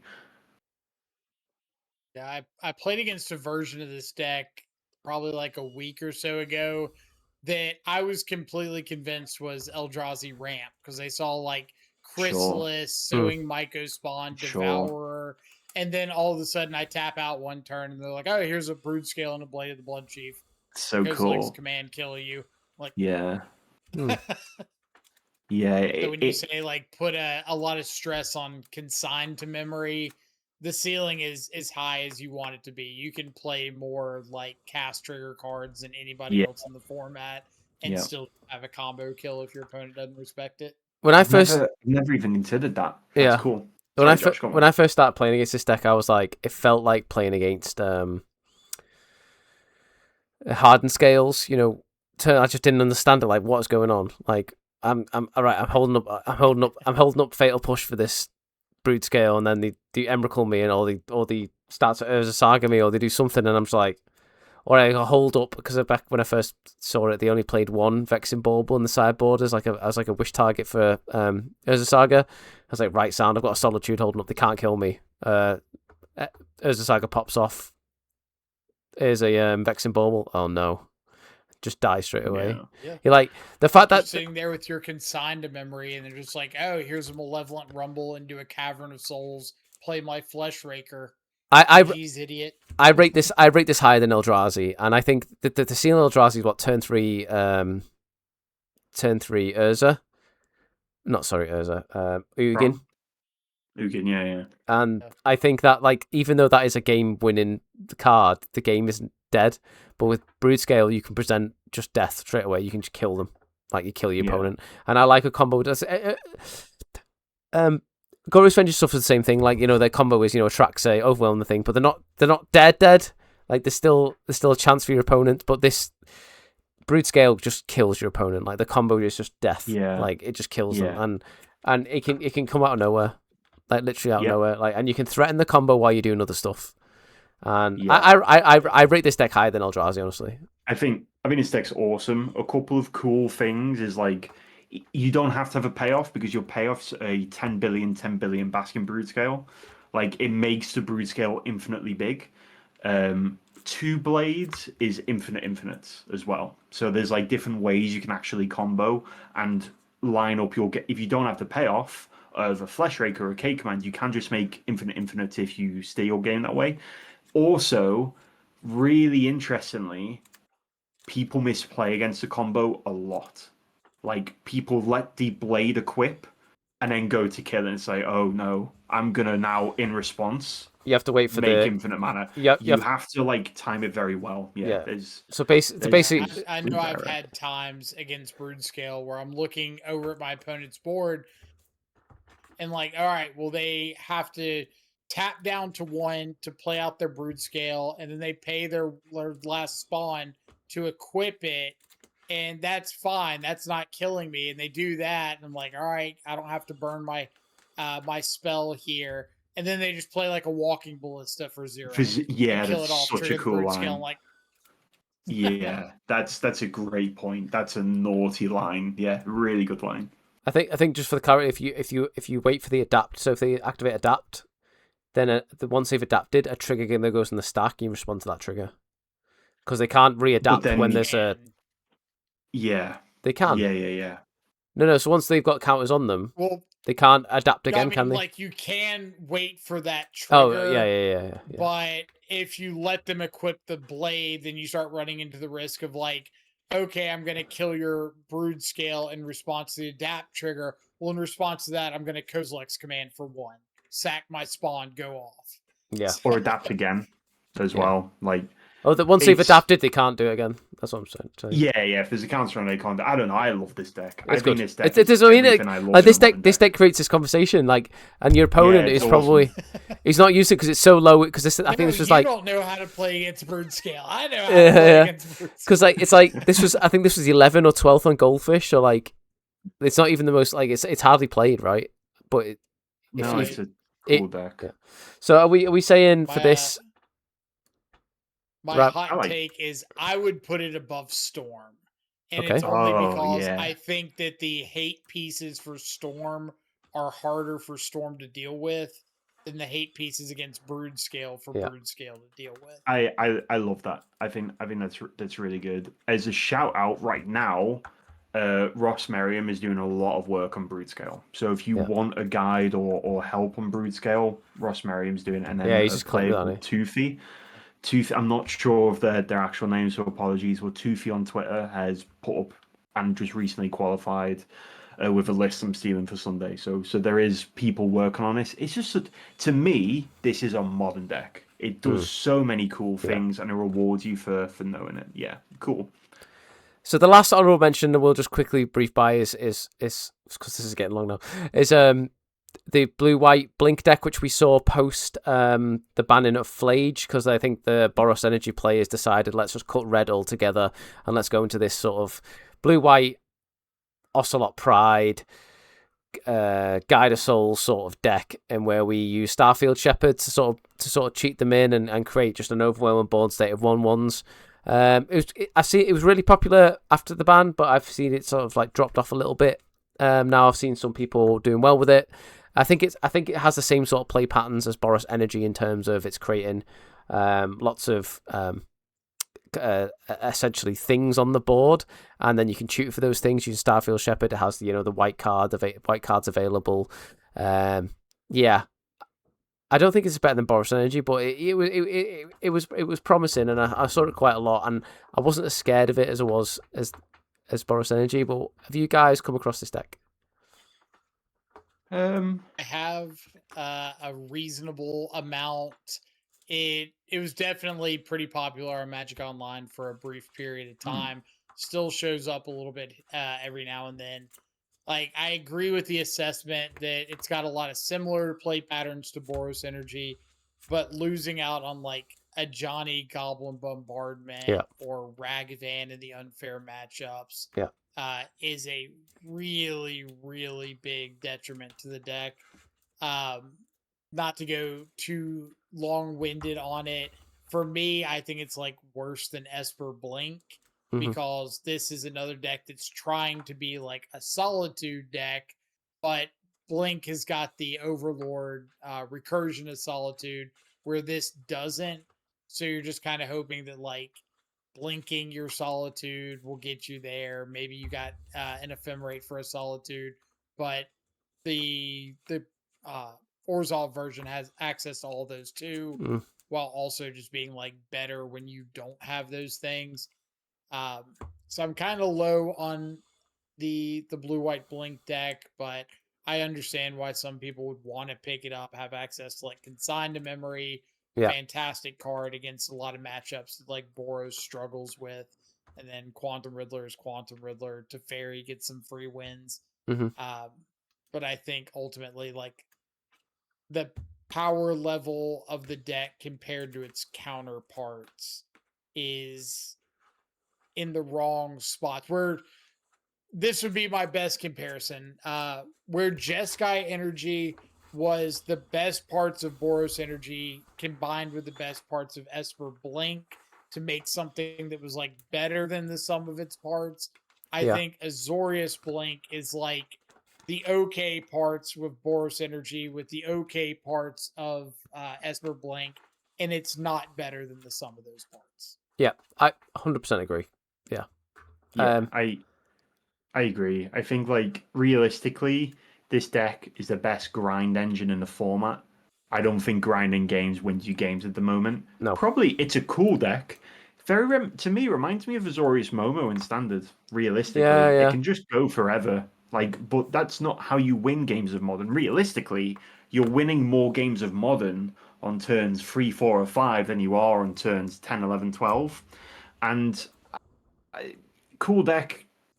I imagine the games to play with and against are quite fun, but I personally wouldn't pick it for an RCQ. I think you two have hit the nail on the head. I think not having that golden bombardment means you can create. I mean, I played against this deck a lot when I was trying Grixis Reanimator, and this is where Archon of Cruelty was good in that instance because they created such a board state that the Archon of Cruelty was helped me punch through that. But I think if they just had a Goblin Bombardment or something, I'd just be dead. But in fact, that these can't attack because I have stuff that will kill their things, and there's not a possible attack for them, and they've got a dozen cats out and nothing to punch through with, and I think that's the struggle you'll have with that sort of strategy. I think it is probably the best way of getting cats on the board, but then what are you doing with those cats? Because you can Starfield Shepherd into the Ocelot Pride. If you're missing Ocelot Pride or you're missing a Guide of Souls, missing one or the other, you can Starfield Shepherd into that. And then you can blink your Starfield Shepherd, and then all you're doing is creating squares on the battlefield. But then what you do with those squares, if you're not turning sideways, they're just sat there. Yeah, I think like I played the Esper version through a couple leagues. Basically the Azorius Blink deck splashing for like Psychic Frog, shocker, I know. And I played against a couple Wrath of Skies deck, and every game is like they Wrath of Skies me. And I just have nothing left over. Where if I was playing Boros, I could have a flip to Johnny maybe, or if I had a Goblin Bombardment, then you're at 8 less life than you would be. Yeah. Or I'd have Legend of Roku's and Fable of the Mirror Breakers and Spyros and stuff to follow up with. And this deck just doesn't really have access to that. If you don't have the unfair get a Quantum Riddler blanket hand or get a Starfield Shepherd blanket hand, then you're casting like a bunch of 1-drops, and as soon as those die, you have a 5-drop, and everything in between just kind of sucks. Yeah. So we're placing this below Esper Blink. Cool. I wouldn't put it that high. Down here, maybe C tier. Mikey, you got a large opinion on this one? I actually think I rate it higher. I rate it less than Grixis Reanimator. Like, only because I beat it with Grixis Reanimator. I think I would put it above Titan, still in C tier. I think it's worse than Esper Blink. I think it's better than Grixis Reanimator. And then Titan's just kind of like a wild card deck. So it's hard to know where it rates compared to that. I think that's fair. Cool. You get to be a Solitude, Ocelot Pride, Guide of Souls deck. Like, there's only so bad your deck can be with Ocelot. Yeah, exactly. Yeah. So that's our tier list done. A bit of another long-winded one, but I think it was some really good conversations, and it just you just get carried away, and I think I like it. If you's at home or listening or whatever agree with our tier list and the context in which we put it, let us know. If you disagree within the context that we've put it down, let us know also. Any other decks that you might think of or might recommend to someone trying to grind out their RCQ season or even play at an RC, that sort of level, then yeah, let us know in the comments below. Lads, any afterburners? I just want to give a special shout out to Mikey. This is his second tier-based video with us, and your contributions and opinions go a long way to helping us make good content. So thank you very much. We'll include all of your socials and such in the description as per. But do you want to give yourself a quick shout out, because you do make really good content yourself? I certainly can. First off, thank you, Josh. Thank you, Sam, for having me on yet again. Always appreciate the invite to come on over and talk all about the trashy modern decks in the format. But yeah, if you're interested in anything related to mostly blue, black, X, and modern, Goryo's, Dimir, Esper mid range, anything like that, then you can find me CntrlFreak over on YouTube. We have a Discord server that's absolutely fantastic for bouncing ideas around. At Fetch and Shock on Twitter, if you're able to find over there, we have like links to all the socials and whatnot there. And then twitch.tv/the_CntrlFreak if you want to catch a live stream. Highly recommend it. So really good stuff. Cheers, guys, and those at home, thank you for your support with our passion project. And if you haven't done so already, please like and comment and subscribe. And we will look forward to seeing you next week on Battlechads. Cheers, everybody. And Sam, just before we finish, if you notice how dark it's got now, because at the start of the pod we were like, how bright it is, and look how dark it is now. Yeah, I love filming this stuff. We'll make sure that this one's timestamped so you can click through and ignore whichever decks you don't want to hear about. The sun's gone, the heat hasn't. No, hopefully by next time we catch up, the heat's also dissipated a little bit, because I've lost a lot of sweat here. But no, it's. Yeah. Hopefully next time we catch up, it's a bit cooler. So good luck, everyone in the UK, especially. Cheers, everybody. Bye.